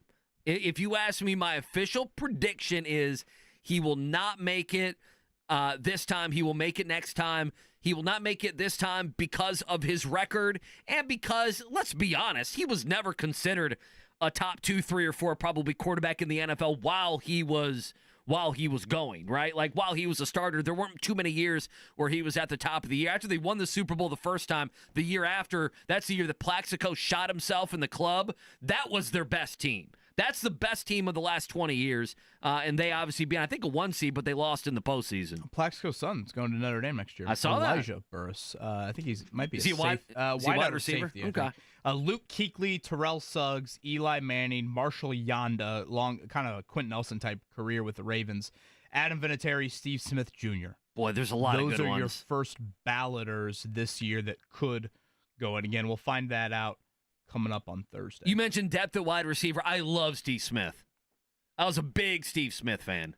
I'm not saying he should go in over Reggie. I want to be clear. I'm not saying that, but it just shows you. What a great football player. Yeah, Steve I mean, Smith. it just shows you the depth at some positions, and obviously the wide receiver position. So we'll try to have him on. I tend to think Adam Vinatieri will make it. I know it's a first ballot. I know he's a kicker, but I tend to think that Vinatieri will make it, and we'll see what happens there. We'll relive. How does that sound? Friday night, Rob Blackman, voice of Purdue. He joins us next.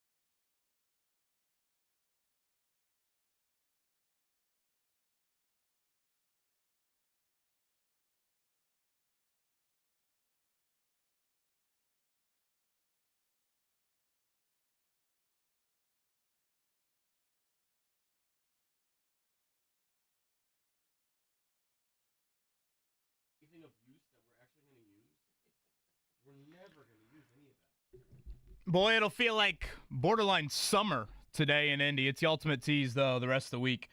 Back to reality, but yesterday was a nice weather day. Today, even better. So certainly make the most out of that. I believe it'll be a trip to Iowa later today. For our next guest, he is the voice of the Purdue Boilermakers. He is Rob Blackman on this Monday morning. Rob, good morning to you. How are you?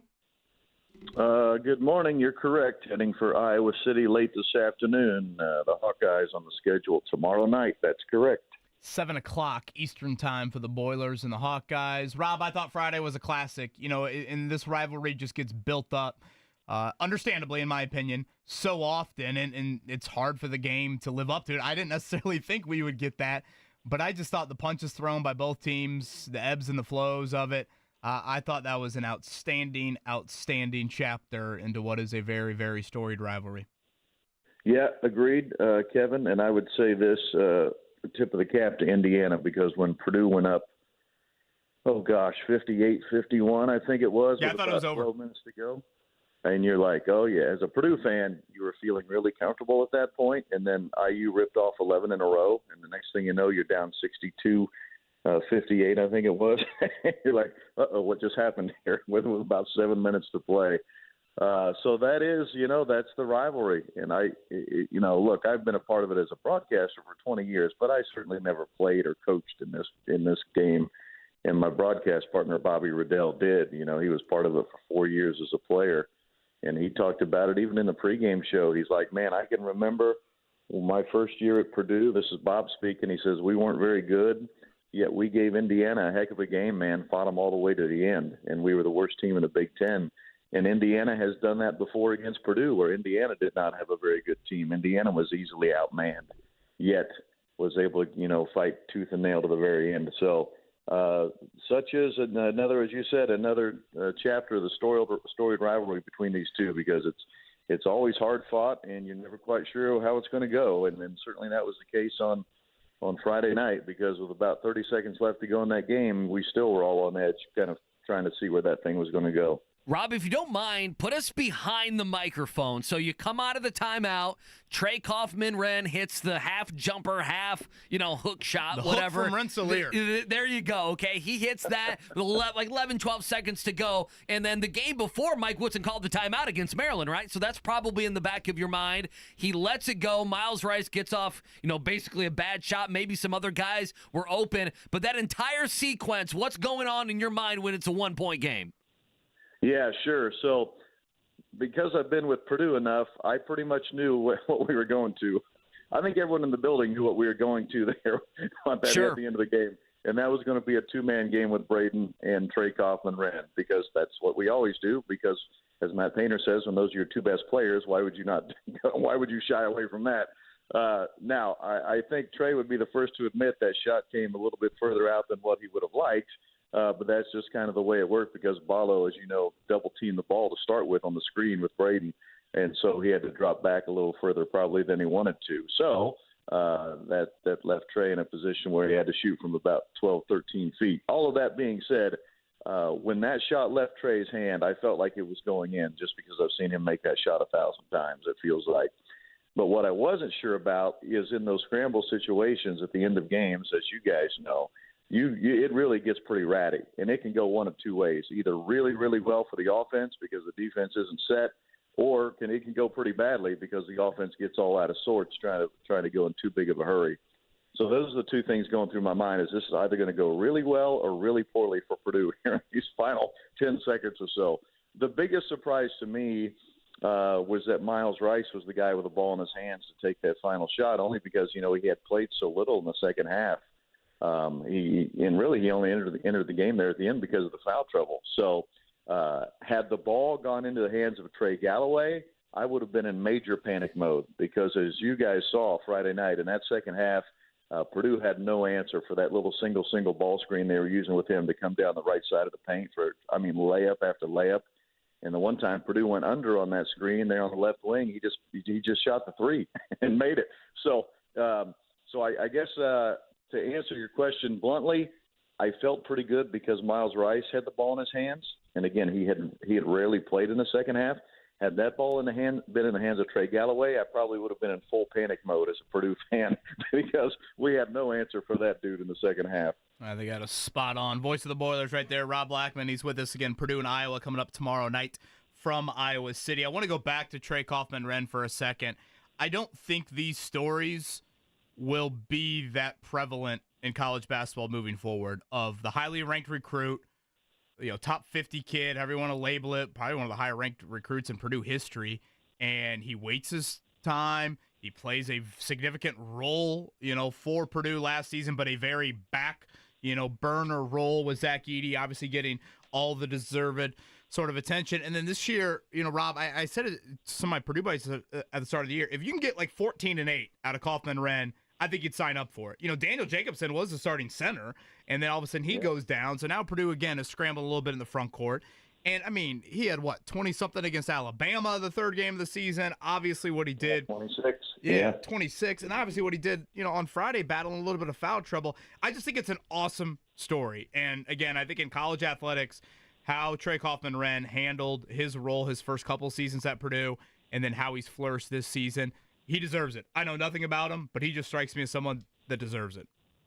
I would add this as well, Kevin, and it's easy to forget because we're 4 years into his career, but he voluntarily took a red shirt his freshman season. How many top 50 kids do that? Yeah. Because for those that don't know how it works at Purdue with Matt Painter, no one is forced to take a red shirt.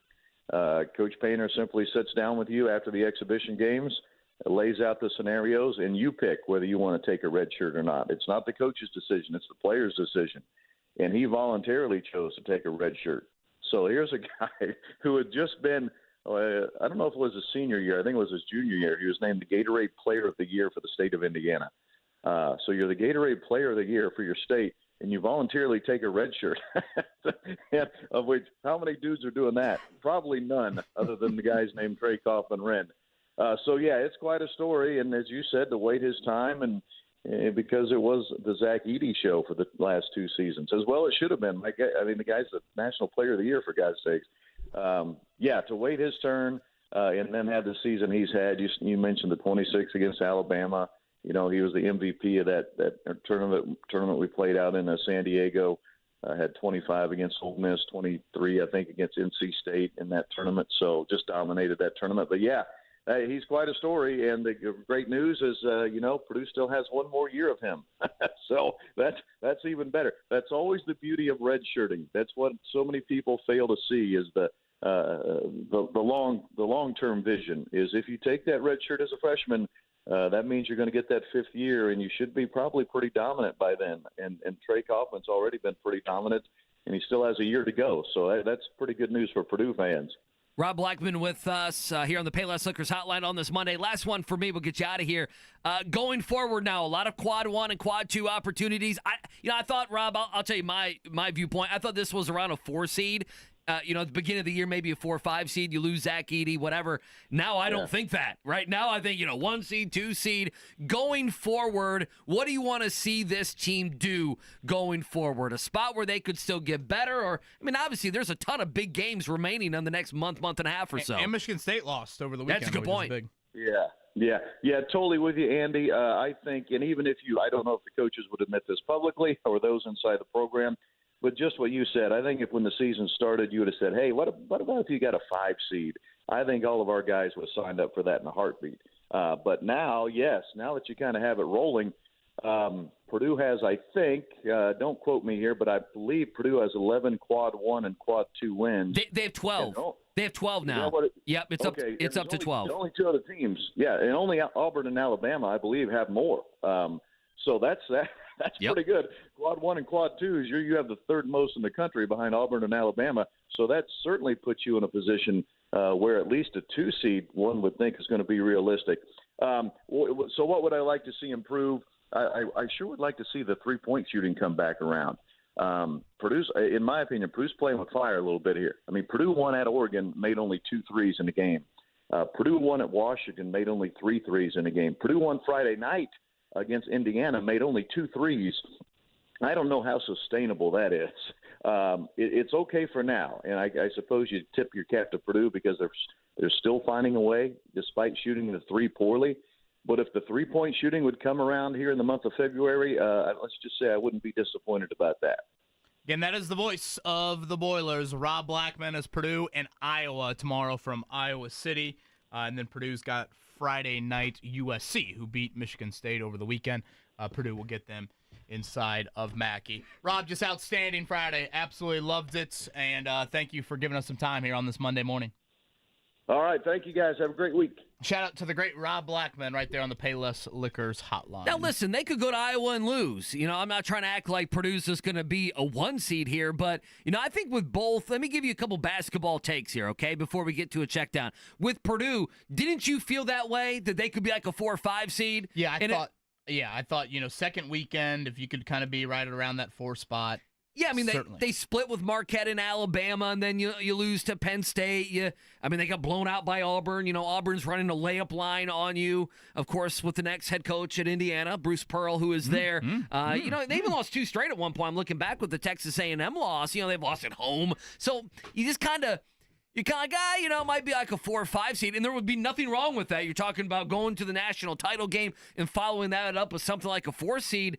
But as Rob mentioned, they have 12 quad 1 and quad 2 wins. No one's going to catch Auburn on quad 1. Like Auburn's going to be, unless something happens here, will be the overall number 1 seed.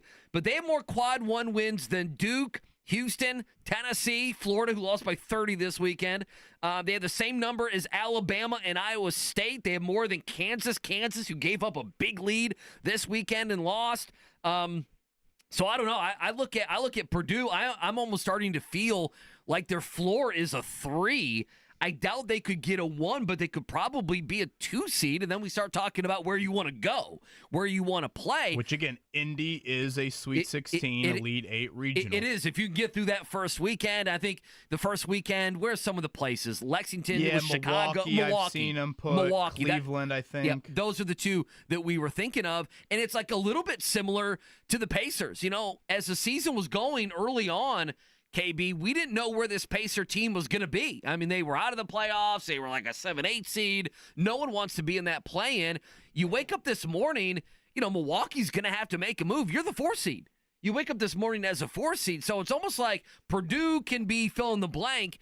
I feel that same way with the Pacers. The Pacers can be fill in the blank. It's one reason why they can't make too many moves at the trade deadline unless it's going to make you a lot better. Not when you're a 4 seed and pushing. Yeah, one last item I'll add on Purdue. Again, Michigan State suffered their first Big Ten loss over the weekend, so they're now 9-1 in the conference. Purdue and Michigan right there with 2 losses. Purdue's 9-2, Michigan 8-2. Of course, Purdue absolutely walloped them in Mackey. Purdue will go to Breslin coming up here in a couple of weeks. It's the only meeting with Michigan State. Goes without saying how big that one will be. But, can you imagine if they win the Big Ten for a 3rd straight year?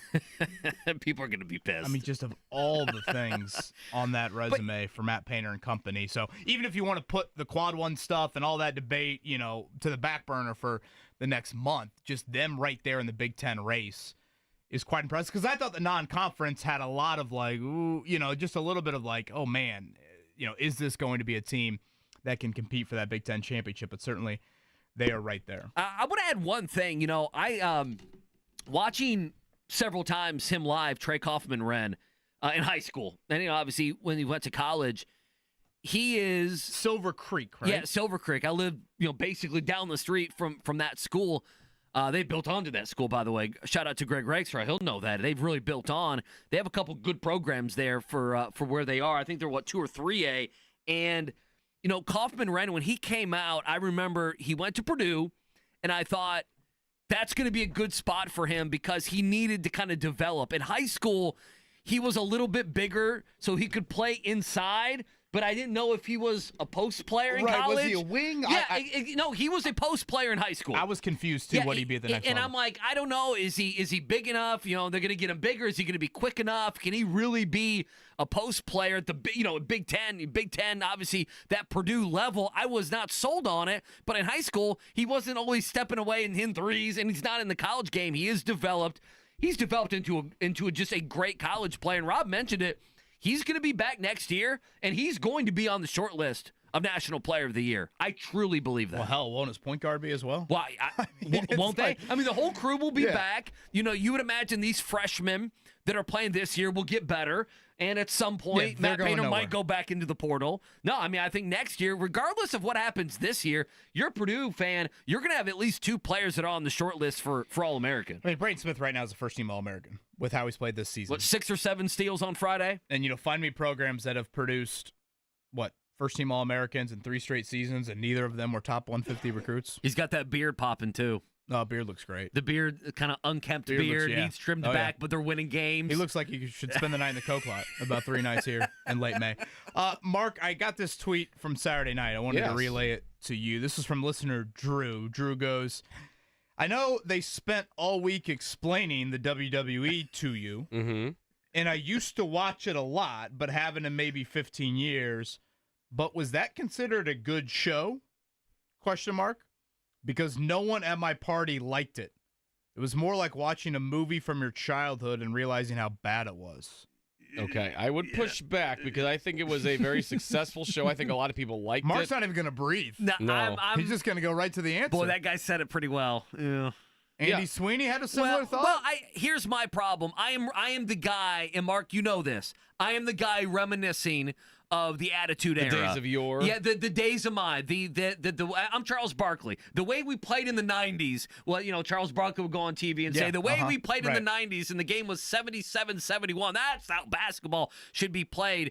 I am the dirtier, gritty, crotch chop, NWO, DX, signs everywhere, taking it too far. I think Vince McMahon, obviously, in his life, he took it too far. Now it is very much more of a family-friendly. You don't have to worry about your kids, They push the envelope a little bit, but yeah, it's not. It's much more corporate now. Yeah, you're not getting TV 14 and, But so that guy's genital crotch shots. Well, that guy's me. He saw the NWO, the DX, and so he then tuned back in because it's easy to find these. If you have Peacock, you can watch any of these. That he went on thinking, hey, there's going to be some of that, and it's not like that anymore. It is definitely morphed into something different. Did you watch the ladder match? I did. Did you like that? What was the ladder match? It was Cody Rhodes, Kevin Owens, where they were it was fine, throwing each other through ladders. When was that?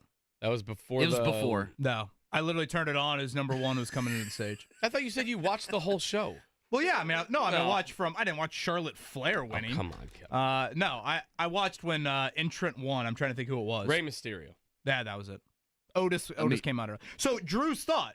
I mean, for our diehards out there. I think for those who are casuals. I mean, I can sit here after a Monday after the Masters and tell you if that was a good Masters or not. I'm like to think I cannot just carry the water of the Green Jackets here. Personally, I think it was a good Royal Rumble. I'm not just saying that because it was in our backyard. I think it was a pretty good Royal Rumble. Charlotte Flair was a predictable pick to win the Women's Royal Rumble since it was a return match. She's been out for over a year. But I like the Jey Uso surprise because I think that was one that not a lot of people had pegged. So Cena winning it would not have changed Drew's opinion, do you think?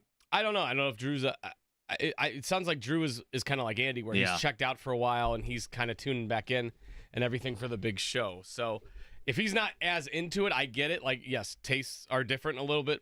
There's a little more athleticism than there was back in the Attitude Era where people were just like smacking each other with chairs and everything like that. But I liked it. I thought it was a good show, but I can understand that it's not everyone's cup of tea. Speed got smoked.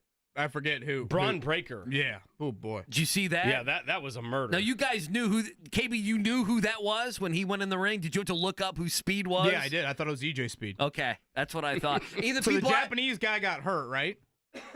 If I'm remembering. Oh, Akira Tozawa, right? He got knocked out, so he was unable to compete. So then they kind of went backstage, if you will, right? And Triple H is like, Speed, get out there. He's like, all right. And then he got destroyed by Braun Breaker. That legit. Somebody's like, wow, he sold that move. I was like, I don't think there's any selling involved. No. That dude got laid out. He got speared. Yeah. No, that's what it looks like if a normal human goes into the ring and gets Terry Tate off his linebacker. Yeah, and gets hit by a wrestler, or if you went out onto a football field. Right. Like if you lined up and Zaire Franklin was running at you, that's what your body would look like as it gets smushed to the turf. Yeah. That was it. I'm going to be a fan. I'm going to jump in the ring and I'm going to do this. And then the guy's like, he just destroyed him.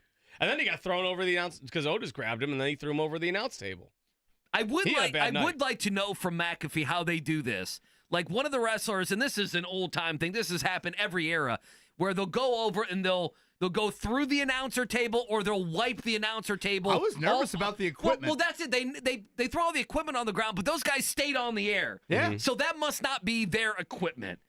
That's part of the show, that their equipment must be hiding behind them, because if we were on a radio remote and you came and you took our Comrex and threw it on the ground, I'd weep. that we'd be we also would be off the air. Yeah. I mean, Besides hell, weeping, we wouldn't be on the go air. off the air in a fixed studio. I think a lot of the wires and stuff that are on top of the desk are like their personal like iPads and phone chargers and stuff, and everything else is underneath the table. So I think that's how that works. Royal Rumble Saturday night. I liked it. Uso, I understand, Drew. What's next? the winner. What's next? Next We is got W- Raw tonight in Nashville. Yeah, right? Monday, no, it's in Ohio, I believe. Ohio? Is it Ohio? I think it's Ohio. Can you believe Kevin Bowen uttered the term, "We have Raw tonight in Nashville"? I'm ready. I'm ready to see what happens. We're gonna have the We do fallout have from the Raw Royal tonight, Rumble. right? Yes, We Monday do Night have Raw Raw. on Netflix, and then the next big show is Elimination Chamber.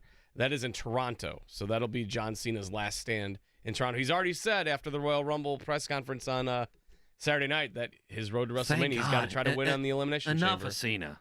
I mean, He's only got a couple months left. He's like Enjoy Jeter and Kobe. What do we have to get him, a rocking chair? Like enough. It's Coach always K making his trips around it's the always ACC. K's the best one. It's always the last ride now for Cena on all this stuff. Enough. My favorite thing for John Cena, he's done this a few times. He's like, there's no road to WrestleMania for John Cena. Doesn't seem like there's a road. I'm like, you're John Cena. Yeah. You're LeBron James. Yeah. You can get in. You're going to be wrestling You're getting Sunday there. night at 9 o'clock. You're Okay, fine. stop it. A huge hat tip to the Indiana Fever for they have pulled off here this off season. We'll get to that in a bit.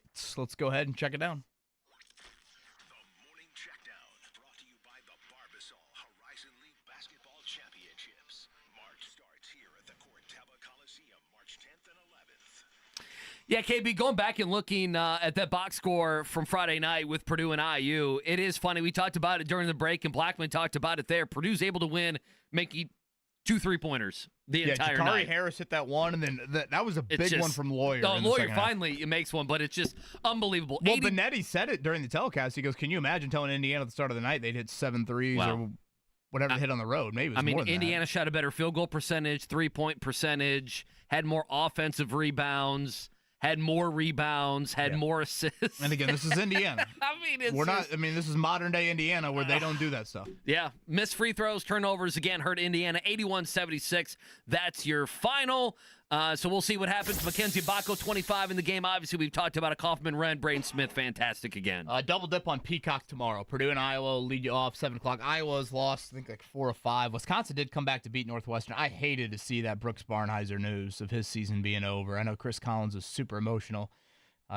Explaining that post game, just awful. I love watching Barnheiser play. So Purdue will get Indiana will get Wisconsin. That's tomorrow night at 9. Speaking of 9 o'clock, that's the tip time tonight for the Pacers. Pacers fans, inject the coffee into your veins all week long. The Jazz tonight, favored by 6.5. Trailblazers tomorrow. Portland is also on a back-to-back. They don't travel for their back-to-back. Indiana will obviously fly from Utah to Portland. We'll push Rick Carlisle later in the week. We'll actually talk with Rick Thursday. They play in L.A. Thursday night. That is the Clippers, and then they get the Lakers on Saturday, and we'll see. I know there are some whispers maybe Luka Doncic could play later in the week. Again, he is now with the Lakers, for those that have been living under a rock for the last 36 hours. Part of that trade, Jalen Hood-Schifino. Speaking of Indiana, he has done pretty much nothing in his NBA career so far. Some injuries have contributed to that. He is now in Utah. You got anything else? I guess we should mention the moves by the Fever. Listen, I said it earlier on. I think the Fever are going to be in the NBA Finals. I want to hit more on the Fever on the other side. Okay. Just quickly, that trade from last night, for those that might have tuned out and maybe they were locked in on the Grammys, maybe they clap for Cowboy Carter, unlike Andy Sweeney over here. That would be De'Aaron Fox to the Spurs, Zach LaVine to the Kings in a 3-team trade. That's probably the big items from that trade. Couple first-round picks to Sacramento as well. I actually thought Sacramento got a decent haul, but it is kind of wild to think the Kings, just a few years ago, they had spent 3 lottery picks on De'Aaron Fox, Tyrese Halliburton, and Davion Mitchell. It's unbelievable. Mitchell's, been probably a bit of a bust. Yeah, but, he's a defensive Fox player. and That's about it. Halliburton, neither of them are with them Well, anymore. I mean, think of the Dallas Mavericks, too. They had Luka and they drafted Jalen Brunson. That was their starting backcourt, and now they have neither one. Now they have Max Christie. Who better be good, man. This Max Christie guy, there's a lot on his shoulders. As KB mentioned, more on the Fever after the break. And is Luka like Andrew Luck? We'll explain. We'll do it next here on this Monday. 93.5, 107.5, The Fan.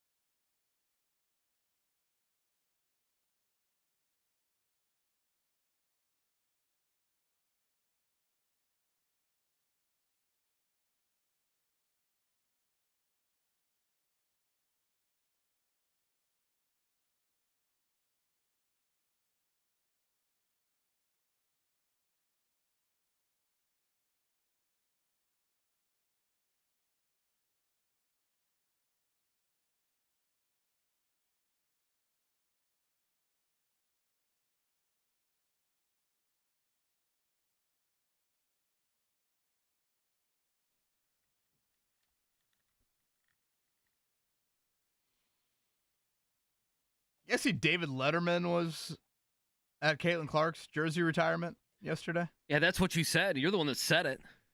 David Letterman in the building yesterday. How about that? Do you have a big beard and everything? Oh, yeah. He looked great. I know so many TV guys that once they've got off TV, they retire.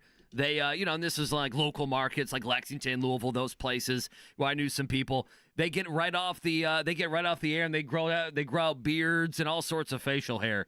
And I'm like, we're still in a spot to where you can't do that on the local news. Like Andrew Chernoff couldn't have a big beard. People wouldn't listen to him, talking about Carmel swimming. No chance. What are we doing here? No. Come on. No. So buttoned up on local TV. The moms don't want that. Who did we have famous in the building Saturday night, Mark? Marcus Freeman, of course. We saw him and his boys and his wife. So yeah, courtside there, Oh, or you had ringside everybody. there. Ringside, Halliburton. ringside. Halliburton and McConnell and James Johnson. Who I thought James Johnson might I thought was going to jump it and get in the ring. He could have. Was that it on our? No, there Big was names? who else was there? They showed a couple people. John Mellencamp was in the building.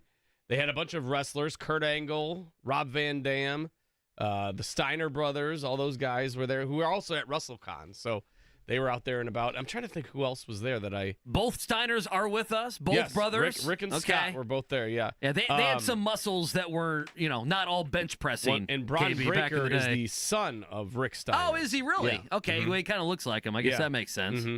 And then got the streamers there. That Kai Cenat, however you say his name, he was there. Obviously, Speed was there as well. And then a couple UFC guys. And I'm trying to think if there's anybody else that I remember them showing in the celebrity crowd. Speaking of Kai and then Speed, like the YouTube guys, and I'm pretty sure it's Kai that does this. So you know what he does, and I don't know how much money they make off this, but do you know Drewski? No. You don't know who Drewski is? No, I don't. Mark. You know who Drewski Yes, I know is? who he is. Okay. He is another, I don't know if I would call him a YouTuber, but you know Kevin Hart. KB, you know Kevin Hart, Sure. obviously. He's in every movie. Exactly, He's probably the kids' movie that your obviously, kids like. So they will have a sleepover. Well, they will just have a bunch of YouTubers and kind of celebrities or just random internet people. Like the real Should I be nervous about Alabama redneck guy who's Willie. Oh, Feinbaum? Willie. No, the Bama Willie. You know Willie, who gets really mad after the games? Yeah, I'm on the yeah, internet too yeah. much. He joined him, and they have Who's the guy that calls Feinbaum? He's the great caller. But of Mark Feinbaum. sounds terrible, by the way. I do. I got to get rid of this you cough. Sound, I sound good. You I sound just like can't shake sickness. this You cough. sound like sickness. You I sound do. like Walgreens, like everyone in line at Walgreens right Well, now. yeah, If I it's could certainly shake this been. cough, I'd be He's so been hanging happy. around. 70,000 Right, wrestling exactly. fans. So, Yeah. but they'll do sleepovers to where they will live stream, and they'll have stuff that they do. They'll have a family dinner, or they'll play games, or they'll do all sorts of hijinks. But they'll plan it out. But they're on from 5-6 p.m. and they stream all night, even while they're sleeping, if they go to sleep. And they have product placement and stuff. But I'd love to know how much they make doing that. But they do it 18 hours, and Kevin Hart does it with them. And Kevin Hart's one of the biggest stars in the world. That sounds creepy as hell. Am I missing something? It's like a watch party. Have you ever watched if a bunch of Notre Dame blogger boys did a watch party Yeah, on YouTube and you like the watch the watch Barstool party? crew, Yeah, they do the- yeah. Barstools. It's a little bit like that. So there you go. Well, That's who those people Maybe we are. should do a fan watch party. I think we should absolutely do Would that. love to do that. Around We should have done it for the Royal Rumble. well, or IU Purdue. Yeah, but I don't see anyone here caring about the Royal Rumble other than this show. Jake, no. Jimmy, no. Eddie, a little bit. Did Eddie care a little bit? Didn't you see Eddie out there? I didn't see Eddie there. Oh, I thought you saw him at one of the fan functions. So Eddie's a no. I saw Eddie White. Oh, gotcha. Okay, I thought it was Eddie Garrison. Eddie White told me you have a sickening and disgusting amount of knowledge on this stuff, and I love it. Yeah, that's a high compliment. I was like, thank you, Eddie. I Appreciate did. that. I did hear that from a couple people this weekend. Speaking of a high knowledge base, certainly Kelly Krauskopf has that. Again, old Fever president, moved over to the Pacers, now back with the Fever. Andy Sweeney, they made a lot of moves this weekend. So they have added Natasha Howard, DeWanna Bonner are the two big names, routine all-stars. Howard, ironically enough, was actually a 5th overall pick of the Fever back a decade ago. That was right when the Fever had just, they had won the title a few years prior to that, and you're kind of hanging on for one more run with Tamika Catching, so they ended up moving her to try and get, a little more win now focus. Now, ironically, she is back with the team, and then again, Bonner, so think of a 3 and a 4 is probably what you're looking at position-wise. Definitely two older players, have won titles again. Bonner comes over from Connecticut, where Stephanie White coached her last season. Then they also added Sophie Cunningham, who's known for her ability to shoot the basketball. She's likely, I think, to come off the bench. Her and Lexi Hall, I would assume, would be probably the first two off the bench here coming up this season. So quite the couple of moves. 5 WNBA rings in total. I think it's 8 All-Star appearances with Bonner and Howard. You got these rookie contracts for Caitlin Clark and Aaliyah Boston. You don't wait at all in the Fever of not. I need to go back and look. How many assists will Caitlin Clark average this year? Well, didn't she she broke set every the franchise record last year with 10 games to go, right? And it didn't feel like there were a lot of shot makers around her. Right. Am I wrong there? Outside of Kelsey Mitchell, she averaged yeah. 8.5 last year. And now with Mitchell and Bonner and Howard and Cunningham and everything else, and you bring over, and I need to look at the rebounding numbers last year in the league because obviously I don't know. Bonner averaged 6 rebounds, Howard averaged 6, and Sophie averaged 4.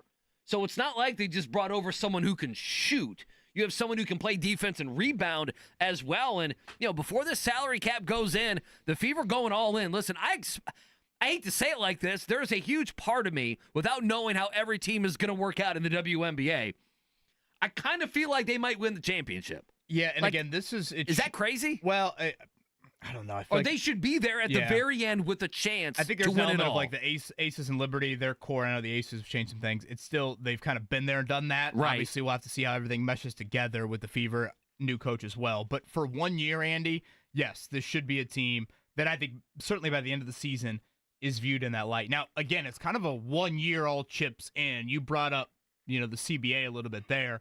The CBA will change here coming up in all likelihood next year. So for Kelsey Mitchell on the 1 year core deal, again, Bonner a 1 year contract, Howard a 1 year contract. It's not like you've necessarily maybe added, I guess I'll say the word core again, core pieces around Clark for the next 3 to 5 years. We'll see how that plays out. From a CBA standpoint, obviously we know Leah Boston will be one of those, but certainly you have done a lot here to make this a 1 year. And I think specifically you've added, you said it, some rebounding, some shooting. I thought Bonner, even though she's 37, she's got some defensive versatility. I mean, she guarded Caitlin last year in some of those playoff games against Connecticut. So I think that was important to add. Yeah, they can add players, and the return on their investment that the Fever are getting because of Caitlin Clark and because now the team has went from a good team to potentially, we'll see, a great team. And I think many people, I was going to ask you this, view Stephanie White as an upgrading coach, whether that's fair or unfair. There is a part of me, and I know life isn't fair, and I understand athletics at this level are not fair. I guess there's just a little part of me that feels a little bit bad for Christy Size. I mean, they've added quite the firepower ever since Christy Size left. I mean, they've added 3 All-Stars. Yeah. A couple All-Stars, a couple starters. I know Stephanie White's a better coach, and I get it, but still. I would agree. And, you probably can chalk it up to, hey, sports aren't fair. Yeah. Would probably be the simplest way to put it. But, yeah, I thought at times last season that, the Christy Sides criticism was a little overboard. I mean, they agree because they went out and they got these players. Correct. They're in agreement with you because they knew they had several holes in their roster. So we'll see what happens there. Oh, can I give a shout-out real quick? By the way, Grace Berger waved. I know for Indiana fans, certainly a name, one of the best players ever put on an IU uniform, just never found a consistent role here. So she was waved yesterday. She was nice. We had her in studio before last season. Lexi Hall in studio. Yeah, she's fantastic. I need to give a shout-out to listener Mitch, okay? I was at Gugman House. Your man Mitch, man Mitch. There you go. I was at Gugman House on Saturday. Outstanding establishment. Mostly we go there because we like it. They had a stout release, okay? And those give me terrible heartburn, but I do like them. And Mason can kind of run around because we're to the point to where what great toughness by you. Battle the heartburn to try the new stout. Listen, Mason will not sit in the seat for very long now. Good establishment for kids to run around. And there's kids running around, and I feel bad for him because they're older kids. Like an 8-year-old kid doesn't want to deal with him, okay? So anyway, we're running around. He's tiring out. And a guy called me, Andy Sweeney. I look back. He says, Mitch, he goes, I've hit you up on Twitter. I said, I'm sorry if I said something to you, if I denounced you, thinking that Brad Stevens immediately apologizing. will be the next head coach or something. Brad Stevens, listen to you guys, I love you guys. But what I'm doing, I'm noticing I got a beer cradled in my arm while I'm holding 2 other beers.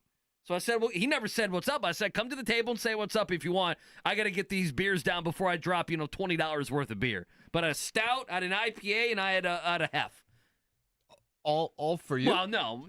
Me and the missus. Okay. Yeah, me and the missus. Okay. All right. Well, that sounds like a great Saturday. Shout out to Mitch, but I'm Mitch. doing what I can. What else are we going to do on these Saturdays? No, it was a good day of college basketball, though. College basketball had a good weekend. Saturday sports were different. Yesterday was, oh boy. But again, guys, that's going to be us soon. I know. Super Bowl's in 6 days. And I mean, what do we do? College what basketball are we gonna do? Obviously is going to end at some point here, in a month and a half. Like Sunday is going to give us Ohio State, Michigan basketball at some point, and I'm going to be like, well, I'll watch it, but come on. I mean, Saturday at 1, if I'm not mistaken, you get Indiana, Michigan at Assembly Hall. You get Dusty May cheered like he's, Calbert Cheney in 92. Or I should probably say like Knight in 87. You got Michigan State, Oregon, too. That's a good game. And then you get Mike Woodson cheered like he's, Tom Brady walking into Lucas Oil Stadium. That's what you're going to get. Yeah. And that's 1 o'clock CBS on Saturday. Yeah, by the way, the other games on Saturday, we're doing this already. We'll be the TV guide here. You have Auburn, Florida. You have Missouri, Texas A&M. Auburn, Florida's pretty good. Duke, Clemson is kind of a good game, I think. Oh, yeah. You have Arizona, Texas Tech. You see Arizona win at Arizona State, and Hurley pulled his team off the floor. You, because we don't watch him, the other Hurley's just as crazy as the UConn We Hurley. just don't pay attention to him because he's on at midnight, basically. Because I forgot that Arizona State was in the Big 12. Yeah, that's a good point. I guess I did too. Final thoughts, Super Bowl coming up, plus the Luka trade. We'll do it next. Appreciate you hanging out to 10 with us. Wake Up Call 93.5, 107.5 The Fan.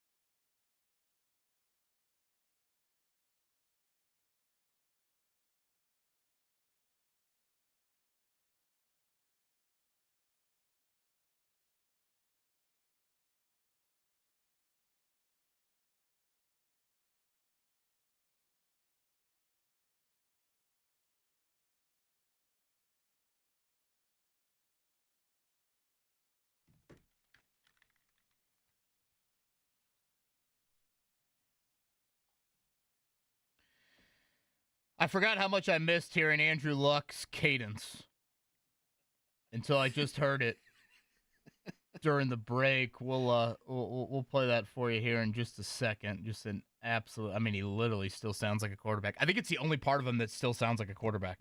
Is maybe hearing him mimic his cadence. It's a small part of him that he'll never leave, no matter how far he gets away from the game, even though he's a general manager of Stanford, whatever that's eventually going to mean. And KB did say that during the break. You kind of mumbled to yourself, I miss Andrew Luck's cadence. You did say it. I do. And hearing it, I just got me really excited. And I thought I was just excited about the weather today. One thing to note here for our IU football fans, I don't know if you saw this, Andy. They got Notre Dame center Pat Coogan out of the transfer portal. I know a lot of Indiana fans were curious about Pat Coogan and, Notre Dame and all of that.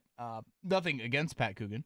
I don't think he was going to start at Notre Dame last season. For those that didn't follow Notre Dame's season super closely, they had a lot of injuries on their offensive line that kind of thrust Coogan into a bigger role. And so I think the thought is with some of those guys coming back that he probably would have been a backup. Now, again, I think nice player, quality player, and a great leader.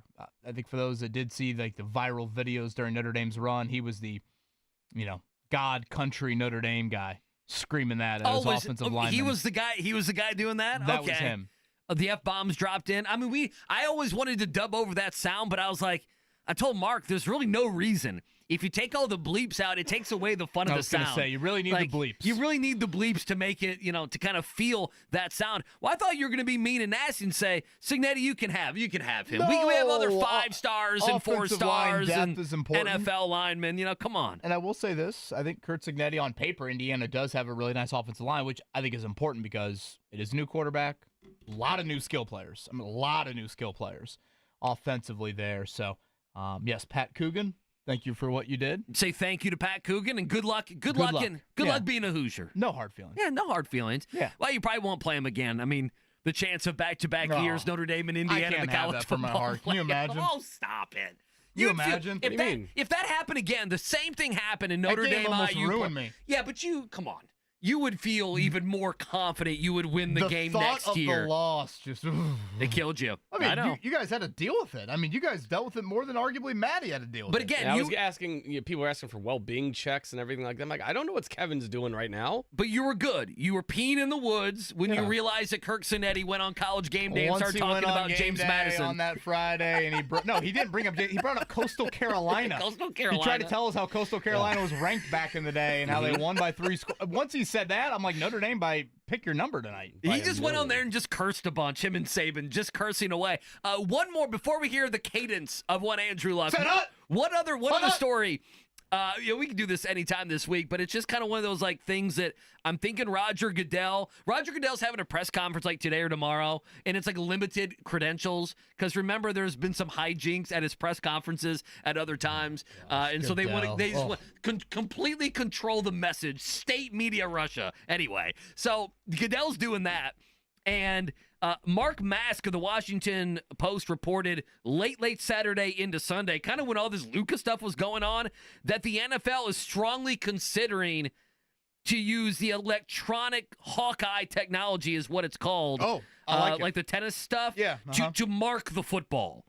Okay. That is seriously being considered. I know they've tried it in games, to spot the ball. I guess they've tried it. I don't know if the Chiefs and Bills is kind of like the launching point. We've had this happen other times, so I'm not exactly sure, but that is a possibility. And I'm guessing, this is just a guess, okay?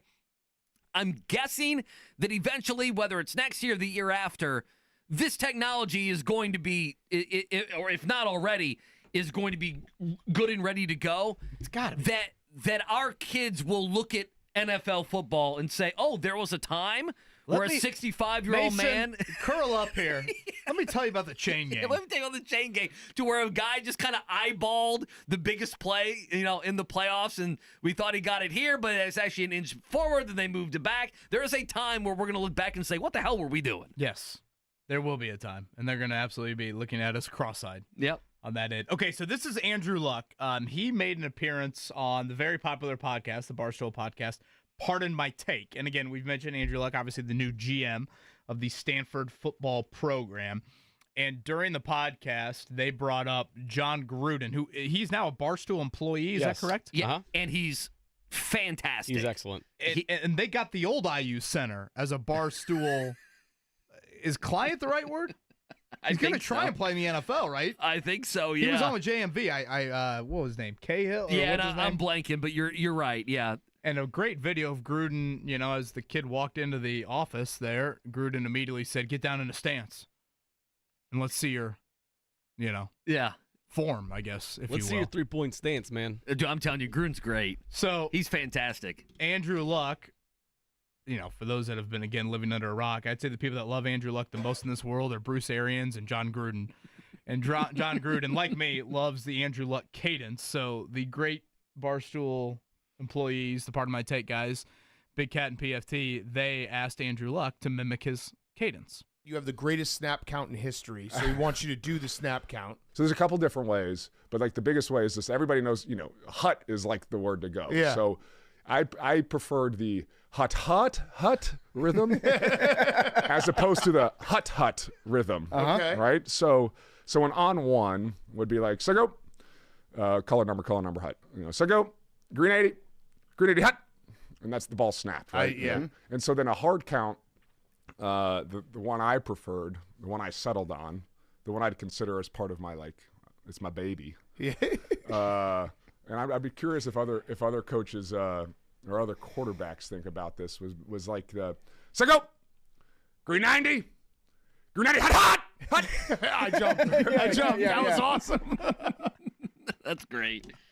I guess, I thought of the Andrew Luck picturing cadence. like DeMarcus Ware for the Broncos Jumping off off sides after Luck. Can we hear the end one more time? Just the end. I mean, that's such a great cadence. So go green 90 hut. I jumped. That was awesome. And football's impossible to explain to someone else. It's like, why is he saying green 90? Oh, boy. What does green 90 have to do with anything? Gosh, that is so good. You know what this would be? We'd be talking about it year 13 for Andrew Luck if he never retired. Andy. Going into 2025. I know people in this era still, if he were here. I know one for sure. So he's Chris 6 Ballard. days older than Yeah. So he's 6 days older than me. 35, he'd be 36. Oh, this you year. guys are joined at the hip. Gosh. 6 days apart. I didn't know that. I mean, I listened to a few bits and pieces of that. I mean, again, there's nothing in the interview that makes you ever think like Andrew Luck wants to play football or wanted to play football. I mean, he made that very clear during it. But then you hear his cadence and you think he could still do it. You can't take that football out of that boy. No. Well, he's a general manager for Stanford now. I told you during the break, he's going to end up doing what his dad just ran leagues and ran. His dad just ran everything. Schools, leagues, Houston commissioners, Dynamo, West Virginia, just the all this World Football League. Yeah, just all this different stuff. That's going to be Andrew Luck.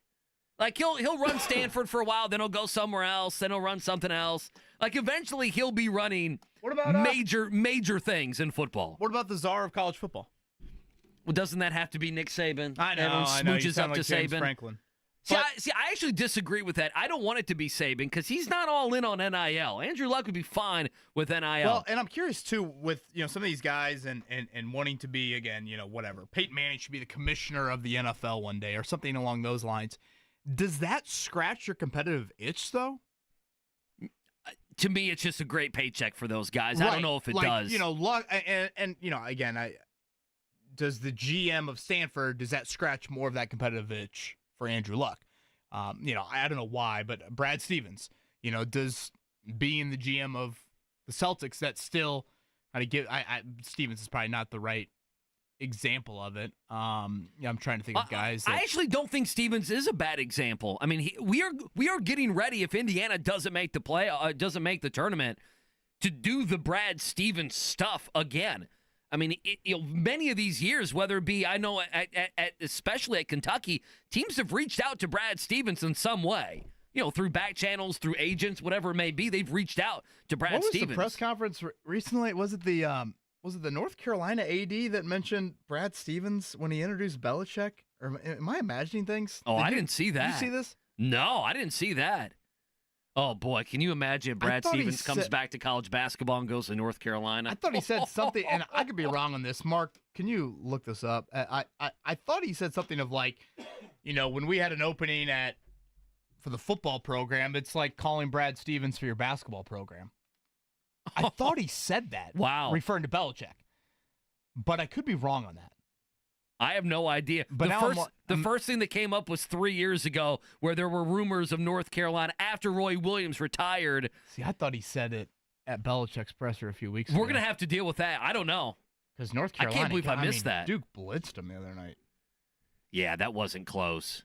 It was I don't know how much you watch of College Game Day, but it was all Cooper Flag. And I got to be honest, this is where Kentucky fans were right. The Kentucky-Arkansas stuff, that should have been College Game Day. No, I mean, North Carolina Duke is just boring. No one cares about North Carolina. They won by 30. Here it is. December, Bubba Cunningham, UNCAD. Over the last 4 or 5 years, anytime there's been a coaching search anywhere in the country, they thought the first two people you should call is Brad Stevens and Jay Wright. That's true. So that's who I called first, and then he laughed.